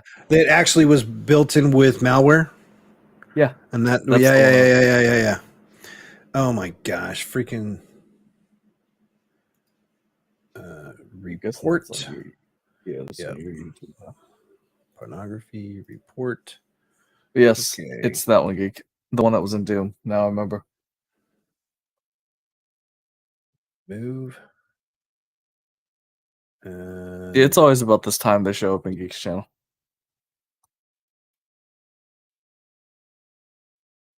It's just stupid. Yeah, Geek, that's the one. Yeah. That was on my YouTube. YouTube's the worst, man. For that, YouTube needs much better controls over that, because I have filter CB struggles with it. Everyone I know, we have talked about length and gone into coding levels and scripting levels to try to improve our settings where we can. It just freaking if if they would wait, did I do the wrong one? I did that. Hold on. I was just looking for one of the reviews. So, Unhide. Jesus, that's I hit XD3 on accident.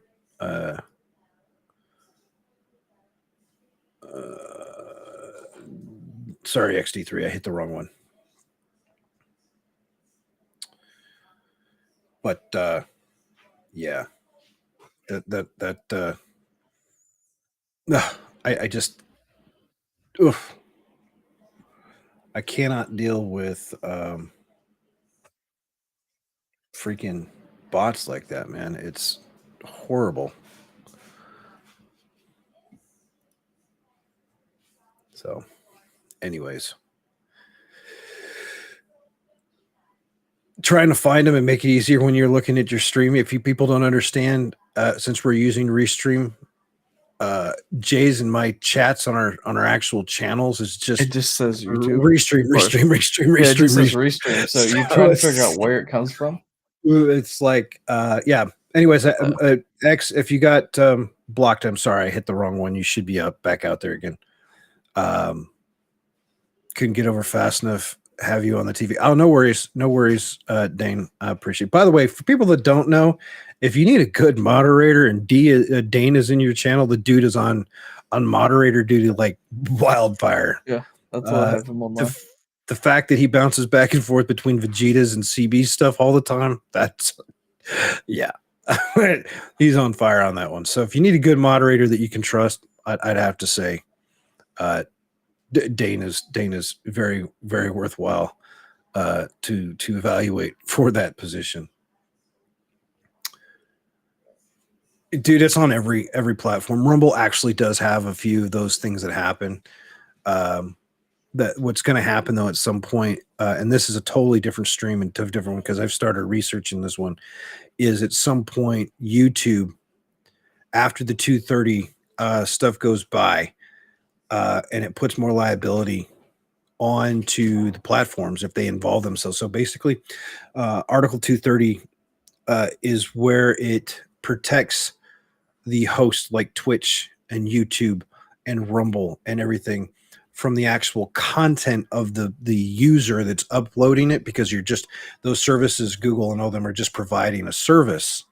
However, if they are discovered, the platform like Google, YouTube, Twitter, Twitch, or anything, moderating, leveraging, swaying, hiding, any of that other stuff, leading the wrong way and getting involved the wrong way, it then puts liability on them. And it's going to take, once that passes, it's only going to take one child case.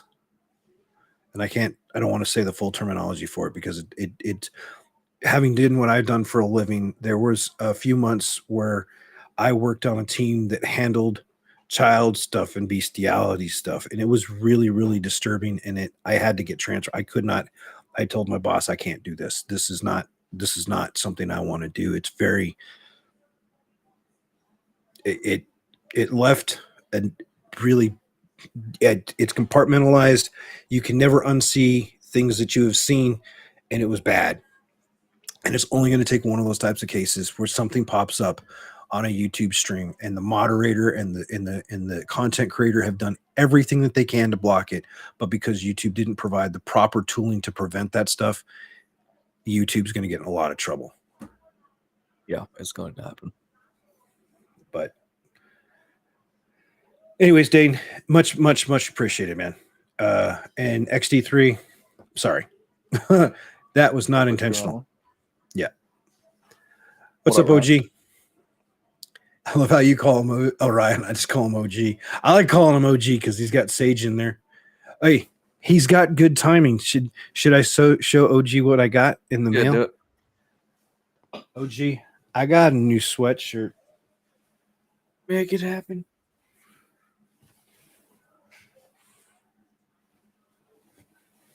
I love my hoodies.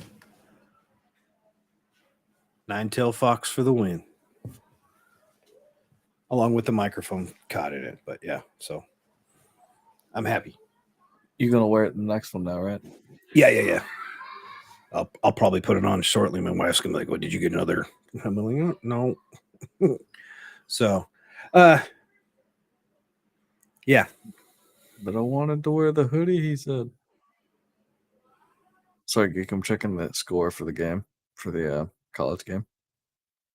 I'm enjoying college ball so much more No, right oh now. look, sorry guys, I'm checking the There Utah he is. USC Brian's- game. He's like, "Oh my god, I want it!"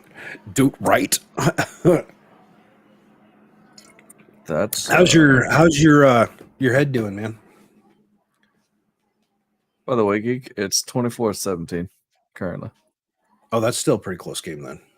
Utah is leading. USC has the ball though. I want USC to win because my buddy But here dude, that they're I go to 30-20 church with, though. he I go to That church with. defense He's a has been coming Utah after fan. them. He's a diehard Utah fan. So if they lose, I can stick it to him. He hasn't been balling out like he normally does. Caleb Williams. Is he coming back of an injury? Doesn't he have like a shoulder or something? Hey, Spark. Sorry, guys. Went off on tangent for college football. It's football. It's a football. Yeah, I mean, I'm looking at score now because I was just seeing what he's doing. Their rushing game's not really there either, though. Yeah, no. The Huskies in here now. Yep. Husky wants attention now. Yep. But I have my CT on Monday. I think Believe it's it or gonna not, be. Geek, when they went to halftime, they were all tied. That doesn't surprise me, but that actually. Well, okay. Well, the only loss USC has this year is the Utah. Yeah, that doesn't surprise me. I would just say my thoughts on this one: either they're going to go in and it's going to be really one-sided game, or it's going to be a really close game. It'll probably go to overtime again. Yeah, probably. The wound opened up and is draining again. Is that a good thing or a bad thing? Yeah, that's because draining kind of means pressure. Yeah, it could be. Yeah. So I mean, is it a good thing? It's probably not a good thing, Geek. Yeah, dude, you do not have the recovery luck. Yeah, Geek. USC is obviously Geek. They had the ball. They couldn't move down the field. So what happens is with the second half, though, the defenses start stepping up. Yeah, but Utah's defense has always been tough on USC. Yeah. So hopefully your CT on Monday goes well. Right, I'll come back to that later. Yeah, but no, since that's the championship game we have this week. Yeah. I follow that. I follow college ball, then hockey, then NFL, and then ironically, I've been following more tennis and soccer than I have like Major League Baseball or basketball. Basketball bores the crap out of me. Hey, because I'm pretty sure UTSA is going to win theirs. 41-27. Yeah. Conference USA championship. Yeah. I mean, most of them are tomorrow. I'm gonna obviously watch the SEC championship game. Yeah. I probably won't get to them doing Christmas lights, decorations, and belching out the garage. It's at 1600. I might. Because the other one, the big one's at noon. TCU and K-State. TCU, I know I'm watching in the garage as I clean it because I have the TV in the garage. That's TCU and K-State. Wow, TCU is only favored by 1.5. Dude, they went from being favored by 7.5 to 1.5, which is crazy. Yeah, but I see that. What they've accomplished this year is pretty freaking remarkable, man. So I'm hoping. I hope. Hey, so the night game, I'm hoping the Purdue, the Boilermakers, I'm hoping they can continue to throw a wrench in everybody's plans. Because it's just funny. Because they're 5-1 against top 5 teams. They weren't expected to do well. Yeah, people are like, "Are we watching gaming and computer stuff? Or are we talking sports? We do it all, man." Look, it's sports now because sorry, I was wondering what the score was. So yeah, and then when I started doing that, I was looking at the spread for. Yeah, the Boilermakers, they've been an interesting program, highs and lows. They're kind of like with Baylor and stuff had been. They either have a really good couple of seasons and then a dry season or two, and they come back strong. But they've got a good scouting program, Well, and whether the or not they thing can is, bring though, in the right? talent. Because what people don't realize is for Purdue, they have 17 wins against top 5 opponents as an unranked team. No Yeah. other team has more than 11. Nope. Illinois is the second place team. Really? With 11. Because you Where got to is remember, Purdue upset Iowa. where's Iowa? Where's Baylor on that list? Baylor's not on that top 4. I think they were top 10. I could have thought. Could be wrong. Baylor, I know, has done several upsets, but Yeah, but Purdue is just constantly doing it because they Mhm. did that to Michigan State. Yep. They did that to the Buckeyes. Mhm. And then they also the Michigan State, then they did that to Iowa. And it's just crazy, dude. Hmm. It really surprises you, man, because now they get to play Michigan with another chance to increase that. So, I mean, it's funny that, hey, you know what's really funny about this? This is Purdue's first division title. I like Purdue though. I think they're They've a little never had a division overpriced for a title. school, but hopefully that might strengthen that might make their program even better. Get them a little bit more funding. That's the name of a Yeah. lot of people don't understand with football. Why are they trying so hard if it's not the number one seed? Well, because the bowl games, that's where you get your funding for your sports programs. The higher the rank the bowl game, the more money you get for the college. Well, I mean, their record's not horrible by any means. Their I mean, division's they're 8-4. yeah, and their division's not bad either. So it's not exactly a walk in the park. So I found a thing for it. So let's see. So Purdue is 6-3 as an underdog in the past 2 years, I see that. and they are 3-0 versus teams that are ranked in the top 3. Didn't they beat They're in a Notre 6-year. Dame So they as beat well? Ohio State when they were number 2, then Iowa at number 2, and Michigan State when they were number 3. Oh yeah, they did stop in 2018. They stomped. I remember that game. They stomped at Yeah. Ohio State. Yeah, Ohio, they know they beat the crap out of. Yeah, 49-20 at Ohio State Stadium. Oh, there's my ticker. That's why it wasn't so. I had it blocked. Huh. I liked how they're like, so is this sport? They were like, is this tech? And we're like, yeah, sure. I don't know. I think Purdue's going to be pretty solid though. That's the one thing about them though. They always seem to win against top 5 opponents. Well, it's because they have nothing to lose, so they want to go out and prove something. Or these top 5 components are like, oh, now that's kind of changed. Welcome back, Bob. That's kind of changed now with Purdue's history and track record. Those top teams, I'm wondering if that's going to change the perspective, saying, hey, these guys show up to play. We can't take them light. And I wonder if that perspective shift. Well, will see, actually. because I'm gonna say this too, though, right? Because it's just like everybody said Ohio State was better than Michigan this year because of the teams they played. Yeah. But because they almost did lose, Michigan almost lost to Illinois. It was an Finally extremely close game. found. Finally, Finally, for a I think dongle it means for finally his- found the dongle for his USB. That's good. Bob, you have a good night, man. Night, Bob. The dog's back in here. You getting ignored out there by your tiny humans? The husky is taking lessons from. Well, the husky's just coming at it because she's not fixed. She's just coming out of heat, so she's freaking needy. But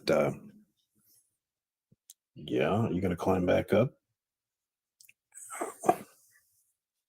Ow! So I can use my Rift S on my. Oh, that's good. You don't get to climb on. Okay, you can put your paws on my leg, but not on the desk.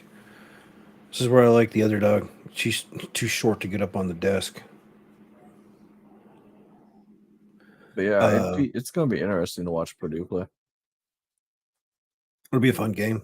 I like college ball. They still try. They're trying to get into the pros, so they got people that are still trying. However, a lot of the college players now are getting really smart, and they understand that they're not all going to succeed in the NFL. There's a smaller percentage. So they're picking the schools where they can get a really good degree and education, and they're not sacrificing that education for a chance at the NFL. So I'm glad that we're seeing that shift, at least from a lot of the bigger colleges and some of the smaller colleges saying, hey, look, if you're going to come play ball for us, we want you to play ball. We want to win, but we also want you to have an education, because the schools are getting reprimanded for the fact that, hey, you're just bringing sports guys out here and let them coast through. I mean, if you remember watching the movie The Replacements, or not The Replacements, Unnecessary Roughness, with the team and everything else that came in, and all the student football players that got suspended and stuff. Sam was Bakula was in there and stuff as the quarterback. It was an interesting movie. The test for it is during my VR church I attend on Sunday. Church in VR. Well, that's interesting. Cool, but interesting. Hopefully it works just fine. We picked up a second on Black Friday. We picked up the kids don't know, we picked up a second Quest 2 for the house because they were fighting over one. The fun part's going to be once we chain them together to make sure they don't run into each other while they're playing, because that'll get expensive.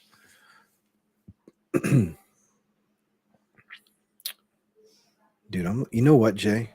Yes. Can you imagine watching football in VR?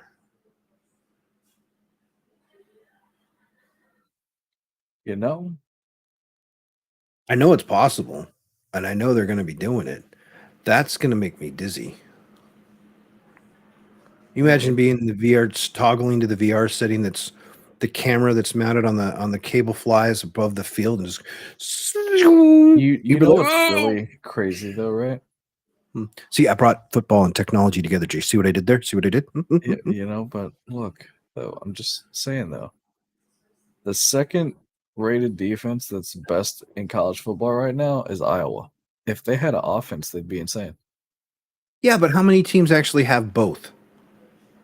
They either have a good defense or a good offense. There's very few that have both. Michigan is one of them. Yeah. Michigan's defense is number 4. TCU's is pretty balanced. Oh no, let's go find out. But let's see. They rate. Oh, where did they put TCU's defense at number 24? Really? It dropped? They used to be in the 14 or 15. They must have been because of the last game. I don't think so. Oh, because Michigan's ranked number 4. They moved up because of what they did to Ohio State. Oh, gotcha. Oh, yeah. Yeah. Okay, that I can see. Okay, it helps since it helps since in rural area I can't get to church. Okay, since you live in a rural area, I can't get to church easy. I watch my old churches live, and then after 1 hour break, when my VR church starts, they use VR chat for it. And oh, that's cool. Okay, I mean, that's perfect. I mean, I don't judge any of that stuff. I think that's perfectly fine. Jay and I were talking about earlier. A lot of people get on here for get online, do VR, do gaming for friendships, interactions, and for church and stuff. I go there for spiritual recharge every Sunday and all that other stuff, and for the friends and the socialization. Now, hopefully, my friend Ben comes by here Sunday because I'm gonna live stream it, man. This thing right here. Oh yeah, for the Switch. Yeah, they want it. He's got 6 kids. He does an okay job. He has an okay living. He works as an aeronautical engineer for I'm not going to say the company he works for online because I don't know if You know, that they're scoring. violates his So I'm looking at security the thing. defense, right? Mm-hmm. Didn't you know we were talking about it? Mm-hmm. Like I just want you to show me all defense, not just some. I don't think you're going to get that in college ball. You'll get that Yep. in the NFL. I don't think you can get that in college. In total defense, the actual best defense out there is the Air Force. As far as yards allowed. With 3,000. They've also played the least amount of plays on defense. And the yard per game is the lowest. Hey, Lord, where's TCU at? TCU doesn't even rank on this list, dude. That's weird because TCU is kicking butt this year. They are literally kicking the I don't know if I'd bejesus. say if I was kicking butt with the way they performed against Texas. I mean, sure, you performed against an Iowa State team that's not that good. Yeah. I mean, but you did almost lose to K-State one time, so we'll see. Like if you start this year out right, I wouldn't say the defense is kicking butt when you let SMU put up 34. Yeah, I mean, you did do really well against Oklahoma. They're playing solid ball. Well, they played well against Oklahoma on defense. Yeah. But Kansas, one-score game, overtime Oklahoma State. 10 points, they beat K-State. West Virginia, 10 points. West Virginia is a god-awful school this year. Yeah. I mean, 10 points over Texas Tech. Their best win is the Texas game. And obviously Oklahoma State. I guess it's I mean, when they for me a lot of times though, are you getting the wins? I don't always look at the stat, but are they getting the wins? But with how the way college they played the ball, yeah, though, like when I watched the Texas TCU game, right?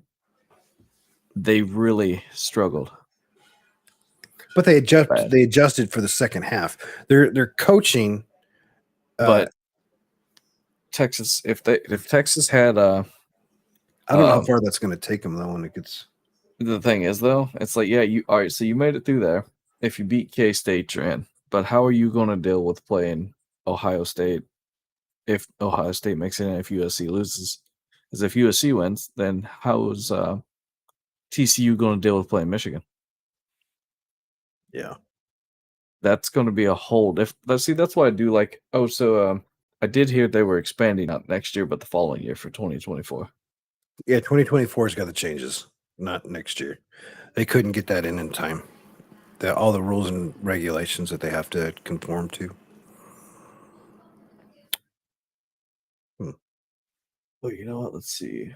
But statistics are managed a much different way in college ball and football too. So yeah, because like they separate all their defensive stats out. So when I look at like rush defense, James Madison is number one for rush defense. Yeah, actually pretty good. What are they doing in Garden of Salvation? Well, like, yeah, I didn't come here for this. We're like, oh, yeah. Yeah, they're like, we're talking sports. Yeah, I guess. Yeah, so we've got. That's about it for right now. I don't have much else. I was trying to stall to see if Bobby was going to get on, but I don't think we'll get him. We'll have to start later in the stream I will tell you though, Georgia in that red zone defense is really tough. That's actually pretty good stats for that. Bulldog. I thought TCU was good in the red zone, but no, it must have been Texas I was thinking about. Yeah. Purdue's defense isn't that bad either now. No. Well, with the people they've played this year. I mean, so overall, I mean, I think it'd be pretty fun getting to watch. I would go with.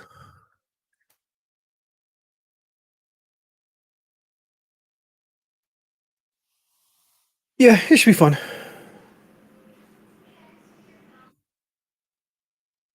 Trying to go through the notes, see if there's anything else, and I just messaged Bobby. I don't think we'll get him in time. Yeah, I wasn't sure if he was actually going to be around or not, so that's why I just told him that stuff earlier. Yep. So, anyways, wife is sneezing in the other room. No, I think TCU and K-State should be a really good game overall. I think, mm, yeah. Who's K-State All right. playing? K-State plays TCU for the Big 12 championship. Is it? Where's it at again? It is. I guess it's at AT&T Stadium. Okay, I think TCU takes it then. Well, I mean, they're calling, but see, the thing is, though, it's going to be a close game. It's either going to be close. No, it's in Arlington. Yeah, then it's the AT&T Stadium.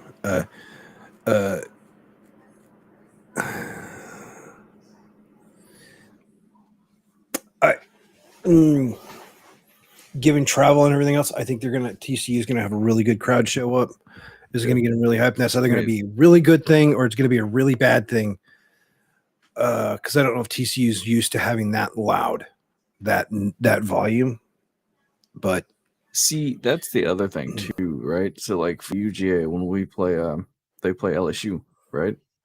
But the thing is, they're playing it in the Atlanta Stadium, the Mercedes-Benz Stadium, which is right next door.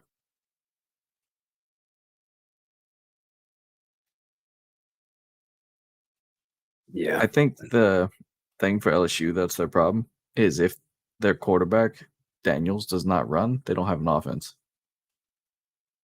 and I don't see him running on that front seven. He's going to have to throw the ball. It'd be interesting though. Should be good. I mean, all the college games should be decent. yeah. Oh man, Utah's got it on the USC 22, man. Same score. 24-17. They've went back and forth. This is still in the third quarter, by the way. Yeah, I don't think we'll see a score change till the fourth quarter. Yeah, because they're probably about to kick a field goal. It's interesting though.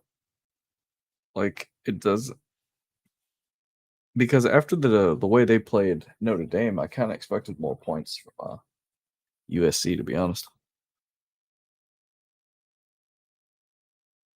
End of the third. Yeah. So I mean, they got it at 4th and 3 at the 17, so they'll probably just kick it the field goal and call it a day. I mean, that's what I would think. Okay. I don't. All right, Keek, we can put this up one more time, right there. I don't think we have.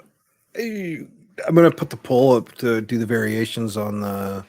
All right. Well, similar but unique, and then what is it? Similar but the same. I mean,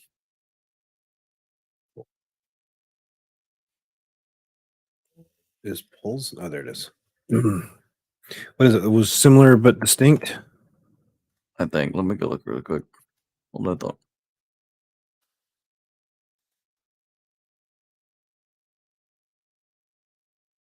Yeah, similar but distinct.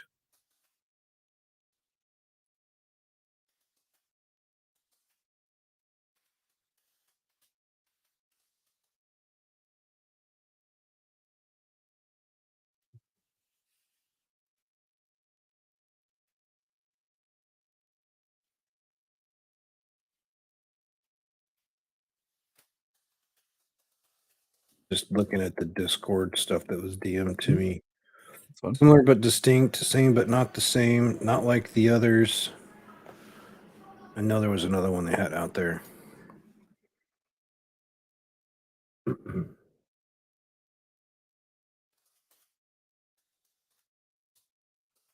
no, man, it's It's definitely going to be interesting tomorrow because tomorrow's going to shape up everything. And it starts with tonight's game.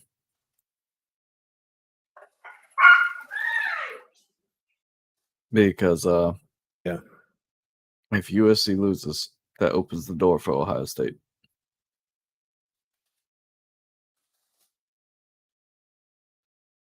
So we'll have to wait and see. Let's go with those 3 for right now. I can't find the fourth one. I get too many DMs. It's either Twitter, Discord, or freaking YouTube comments. I don't have that problem. Thankfully. Yeah. So my DMs are literally either you, Easy, or Dane. let's see. Active DMs just today. 1, 2, 3, 4, 5, 6, 7, 8, 12, 14. Most of them are PC questions. Then if I go to the YouTube thing, that's a whole different, because I love comments, getting those interactions. That's a different story.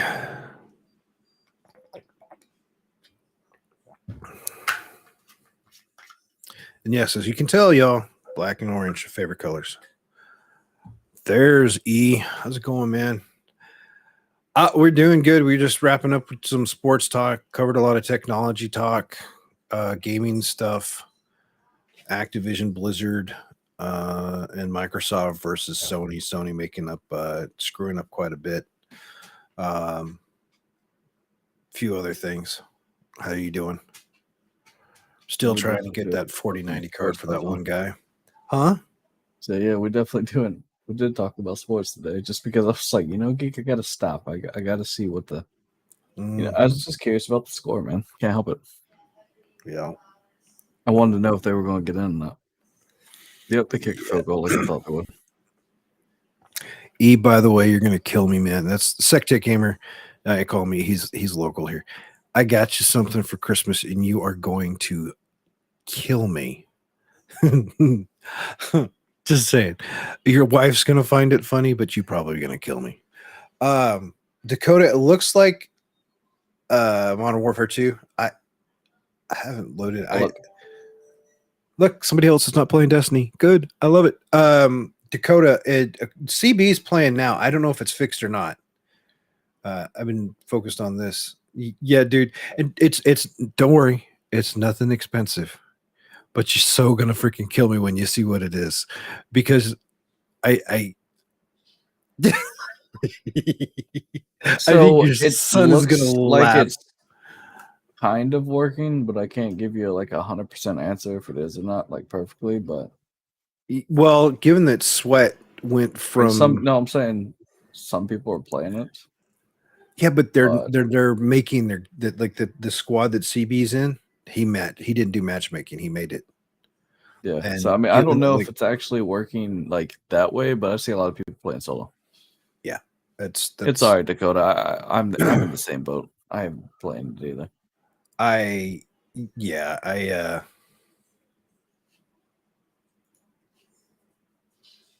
It's all good. Yeah.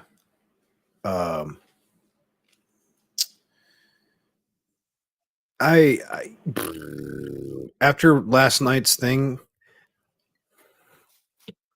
I won't be going back into Destiny 2 unless CB asks me to go to do some Alice work. I will go into next season and see what the dungeon's like, because I always like to check out the dungeons. But at this point, I'm good. I'm good. I got plenty of other games I'm playing. I'm good. So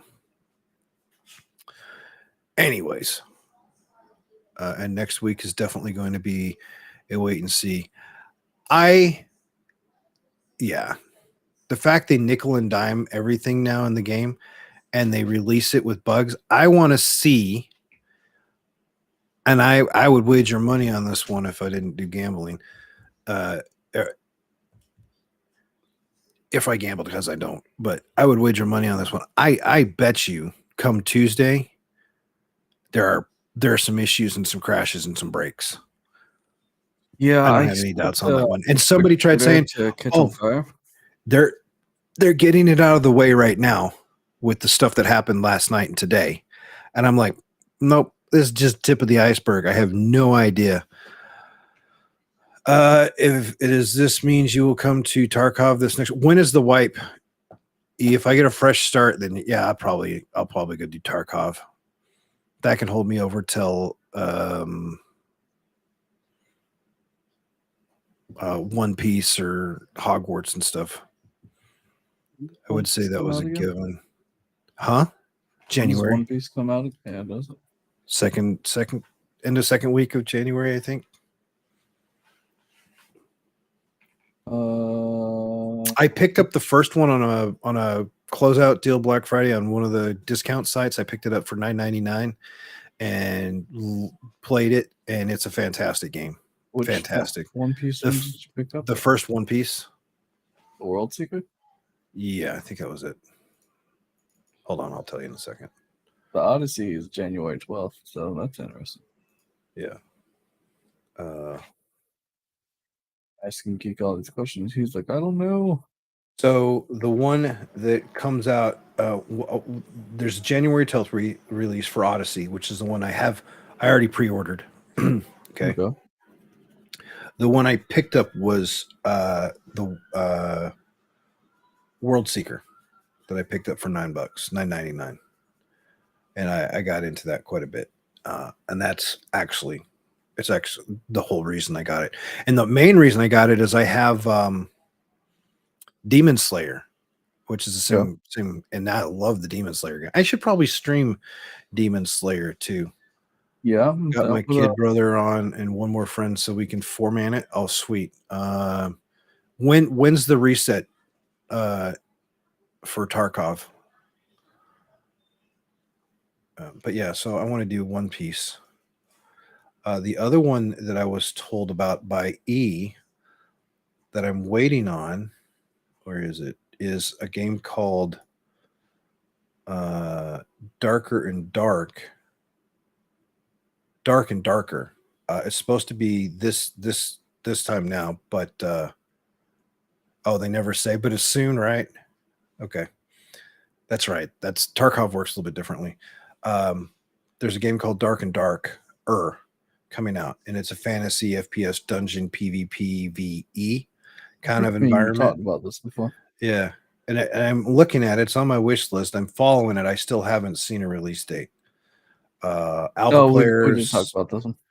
So there's alpha testing from December 16th to December 23rd.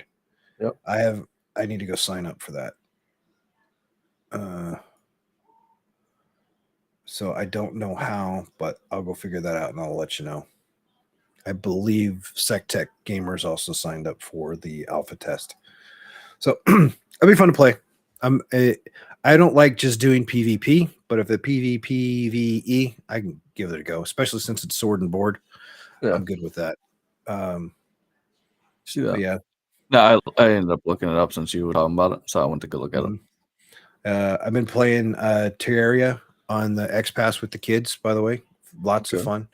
If you want to get it on Steam, it's $9.99. I'd say it's worth the money. You could get it on Black Friday for $5. I picked it up for $5. It's actually a pretty good game.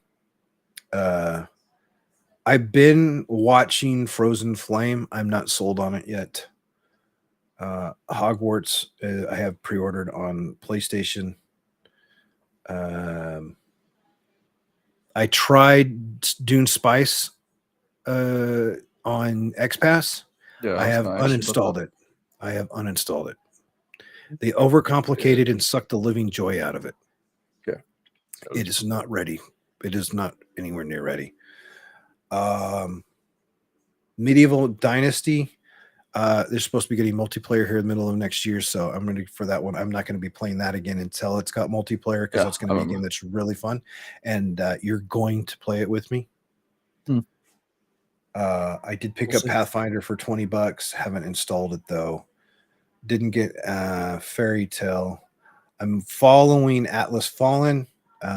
There's sometime next year. Did you ever end up trying Edge of Eternity? I beat Edge of Eternity. Did you? Yeah, that's a fantastic game. Oh, okay. Fantastic. I love it. I would recommend that to anybody. It's a straightforward game, builds you into it. There's a lot of stuff. There's a couple of spots where the quest line gets a little confusing, but overall, I give the game like an 8 out of 10. I enjoyed it. There was content. I was able to go through 70 hours of play or so, maybe closer to 80. I don't remember. But it plays well also on the Steam Deck, just FYI. You say that, and I don't have one, so I just nod and just keep going. Right.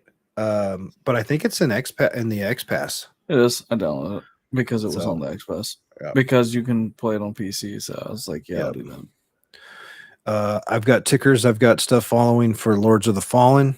As soon as there's a beta out for that one, I'm going to be signing up for it.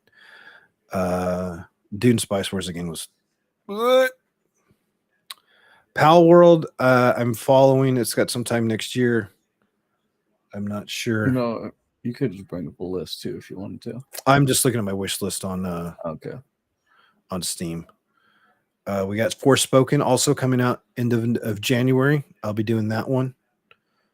Starfield sometime next year within the first 6 months. I do need to stream some of the Atari 50 and the anniversary celebration. I just haven't gotten around to it. I don't know how many people are going to watch it, but it's fun. It's nostalgic. My kids don't like it because they're like, this is really bad graphics. And I'm like, it's not bad graphics. It's old graphics. It's retro. And my son looked at me and says, you're old. And I was like, get out. It's like, okay. I am not getting Valkyrie Eslam. I've watched enough live game streams of it.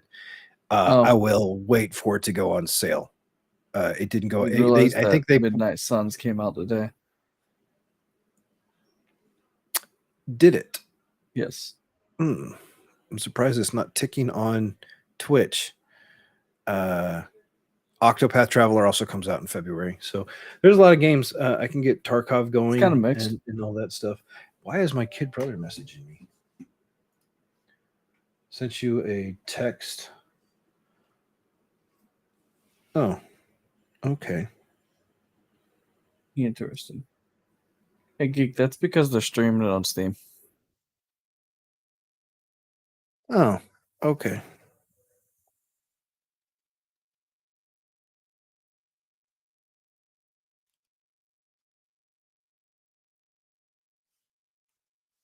Anyways,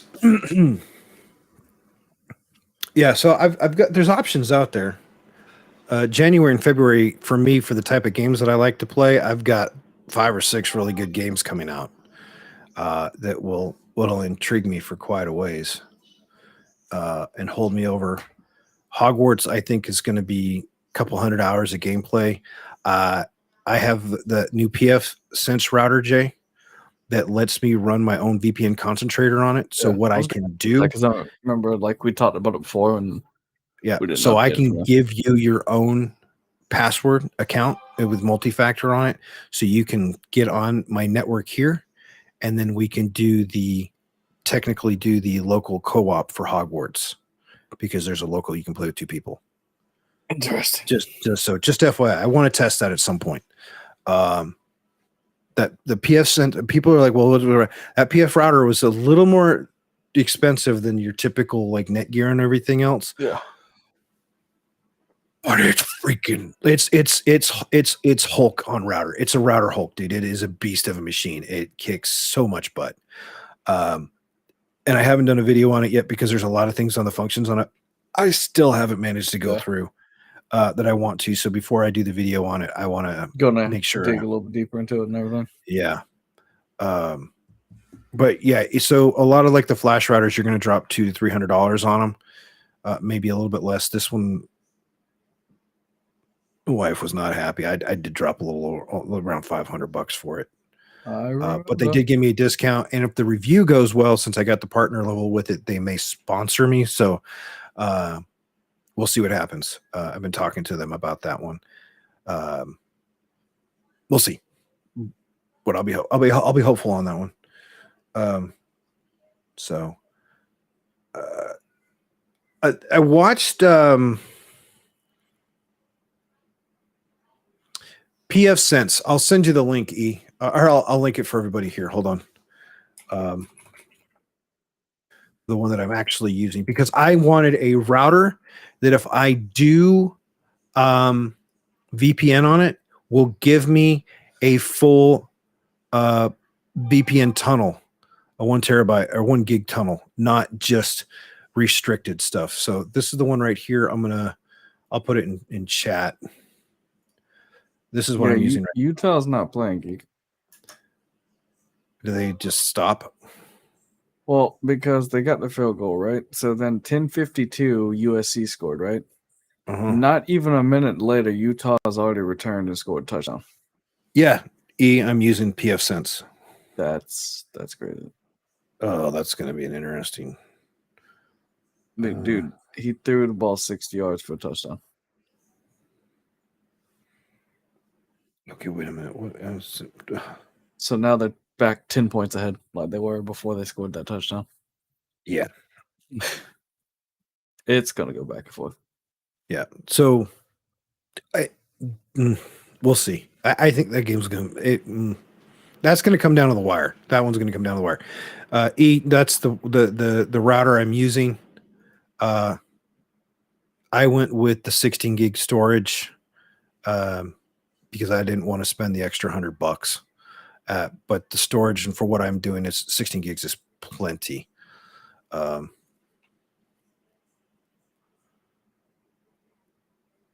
You could do that, but what I like is the support library.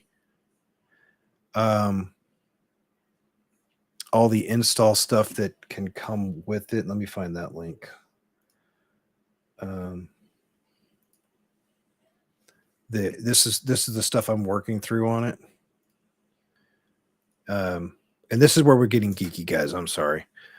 So the packages you can install, and there's additional packages. This is just the main package of officially supported ones.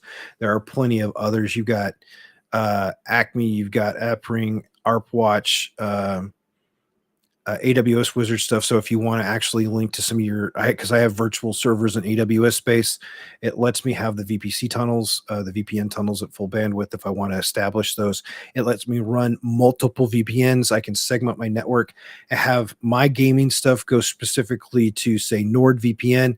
I could have my kids stuff going through private IP, any of those other things. So I could separate out my tunnels. And all that, and there's a lot of other things you can do. Cloud backups, you can do bandwidth monitoring and limitations, like net limiter, but not net limiter, because you're actually conserving bandwidth. It doesn't scale it up and down like net limiter does. You're actually segmented in it. You can do some cellular stuff with it if you want to put a SIM card or something in. It does a whole lot of stuff. For me, it met the need for what I wanted. And yeah, because the other one didn't. No, I mean, once I'm all the way done, I'm gonna probably do a giveaway on the Netgear or the Asus flash router I have. Yeah, because that one's more similar for like my bandwidth kind of stuff. Correct. I didn't like the fact that the cheaper the routers, like those Netgears and stuff, were made for home. They'll handle regular bandwidth just fine. If you have fiber and you're doing 1 gig or 2 gig fiber, they'll handle that part of it just fine. But when you do the VPN and how they're segmenting that up in the memory allocations, they just can't. They can't get above. The best I've been able to get on this one is around 100 up and down, which is that's no. why I said. But see, you say no, but that's yeah. And for streaming, that's fine. People are like, "Well, it's like it's perfectly fine." But if I'm going to be routing all my stuff through, I want some functionality, because I want it to for do what more you than have just. too, though, you would expect it to be a little bit better. Yeah. So, and I've done a lot of tuning to get it to go from 50 to 100 up and down. But see, this is also back with like what you can get in that area. Yeah. But if I can get sponsored by them, I think that'll be fantastic. I would love it to death. I just use what I got. Yeah. But yeah, Mark says I got tired of my netbook, the only one I use for Twitch chat with its 2 gig. So I put in a Intel Center. Yeah, almost all my I have. Let's see.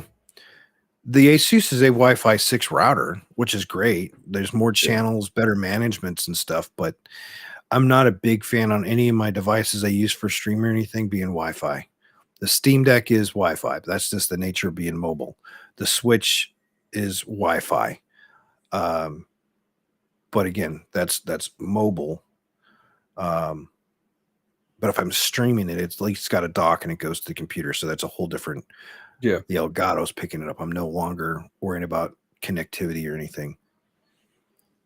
But the like Celia's stuff. Oh, she's not in here. I got to show you guys. He's like, "Why? I have a minute." I got her a Christmas present because she needed a new PC and she wanted something that was small and had a screen and everything.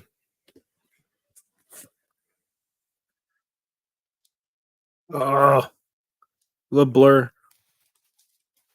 It's a tough gaming laptop. Yeah, I was gonna say it looked yes, like a tough symbol. There we go. You go. There we go. I had to take it out of the box to test it and make sure there was nothing wrong with it. Was that the one that you were telling us about? $599. Oh yeah, that one is set. It's got a 3070 GPU mobile in it. Yeah, I remember. 16 gigs of RAM, and I swapped out. It only came with a half. I thought it was 1 terabyte. It only came with a 512. 512. But since I have Crucial, I want to share something too with everybody. Sabrent 1 terabyte sticks, if you guys don't know, are on sale on Amazon right now for $80. And I used to use the 1 terabyte Sabrent M2 drives. They're 4.0 PCI 4.0. $80 for a 1 terabyte M2 drive is fantastic. Now I'm going with, I don't like anything smaller than 2 terabytes for what I do, but it's because of content creation and all that other stuff. But a 1 terabyte drive is phenomenal at $80. Just saying, if you guys need storage for your PCs or something, yeah. But there's a smaller version of this one too. Sabrent makes the laptop, the drives that can also go into the Xbox S if you want to swap those drives out. Yeah. But yeah, I just noticed that today when Ibanez was like, I got to go find a drive. And I was like, this is on sale, by the way. He's like, oh. Oh, you mean like the last time I sent you one that was on sale? And I just Yeah. see it? Yeah. So, but yeah. So eventually I'm going to, I also have an older Netgear router that's just sitting there not doing anything. I might flash that one. I don't know what to do with it. It's not Wi-Fi 6 though, and it's bigger and I think it has more memory. So I think I'm going to try to put because I can always revert it back to factory. I'm going to try to put WDRT on it and see what the VPN tunnels will happen on that one. We'll see. Might try Tomato. Tomato's a little more forgiving, less restrictive, but I like WDRT because the user interface is a lot more friendly for people that don't know what they're doing. Well, it'll get you something to mess around with too. So yeah.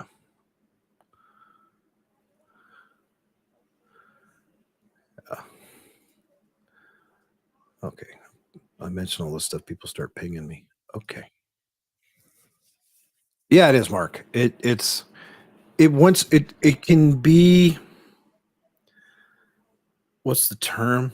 Not scary. It can be a little daunting once you first get into it, but after you understand it, and there's plenty of YouTube videos on navigating it real easy. It's makes things a lot easier, and you have a lot more. It turns your router essentially into a lower level business router firewall. A lot more options, but you take on the responsibility of administrating it. But anyone that does anything should administrate it. So, man, my viewer choice for streams is going to change with some of the content creators I used to watch for D2 doing what they're doing now, and I don't know. I like them. I'm going to try and support them on. So, because I'm there for the streamer and not so much for the game they're playing, but some of the stuff they choose for the content, a little, it's questionable to you. Yeah, that's the thought. Yeah. Anyways, understandable. I enjoyed it when I first. Yeah. Once you get it down, it's pretty good to go.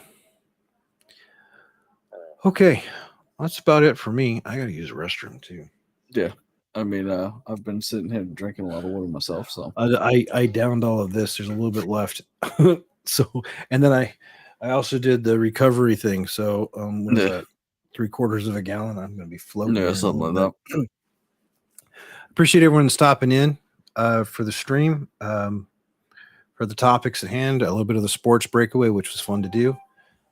And I have no idea. Since it's about that time for like bowl games and stuff like that, it's like, yeah, it's more that we talk about the stuff now, Yeah. Oh wow, my kids were little back then. My wife messaged me. Man, when was that? 4 years ago? Jeez. Huh. She's getting nostalgic for Christmas and stressed because it gets closer to her sister getting here. That's how it's going to be, though. You already knew that, though. Yep. Anyways, thanks everyone for stopping by. You can follow and find Jay at there you go. Unforsaken Jay on YouTube, on Twitch, and you're fast tonight. You are so fast. Sometimes. and Only Twitter sometimes. as Unforsaken Jay. You can find me on YouTube, Twitch, and Twitter as GMD Geek, as well as Instagram. And I do now have a Rumble set up. And for those who are asking if I was going to set up a Mastodon, I did not. I know how that works. I do not plan on managing multiple profiles like for the server environments. And what was the other one? Hive. Yep. I did reserve a name on Hive, but I'm not doing anything with Hive. The knee-jerk reaction, it's there. It's not something I'm going to use. Yeah, I mean, like, yes, I have my name on there, but am I going to, do I load it daily? No. Am I going to? No. There's not enough. And what's interesting is the whole reason that people went there from Twitter is because they were afraid of all this stuff. Now, the Mastodon administrators and even the Hive administrators are all saying, stop asking us to block people. Stop asking us to do this. If you don't like it, block the person. So a lot of people that went there thinking they were going to get away from it found out all of a sudden. Yeah. Mark, I haven't done anything with, I haven't done much with Rumble, but I did get it signed up to reserve my name. Because it's a good alternative for stuff. If I ever get really ranty to go to. Anyways, which could appreciate. Yeah, it could. There's the potential. I appreciate everyone stopping by. You guys have been awesome. Let us know on Discord or in DMs what you guys would like us to talk about more. Check out the poll as well for the names. I'm going to try and find the other one. I might add that to the poll or change it. Or if they would like us to talk about sports sometimes too, for opinions and stuff, that's fine too. Yep. So I mean, but yeah, we appreciate you guys. And again, for those that always ask, I always get one person asking. We can't raid with the Restream.io how it sets up. It's not possible for us to raid. Because we're on multiple platforms and multiple channels. It makes it hard. Yeah, so I don't know if you did see this though, Jay. They added something to Twitch. We can now co-stream. Yeah, I thought we might mess with that and see what we could have with it. So, anyways, appreciate everybody out there. You guys are awesome. I need to go use the restroom. So we're going to All end right, the guys. stream You after have a 3 great night. hours. It was a great stream. Thanks, everybody. You have been fantastic, and we will talk to you guys.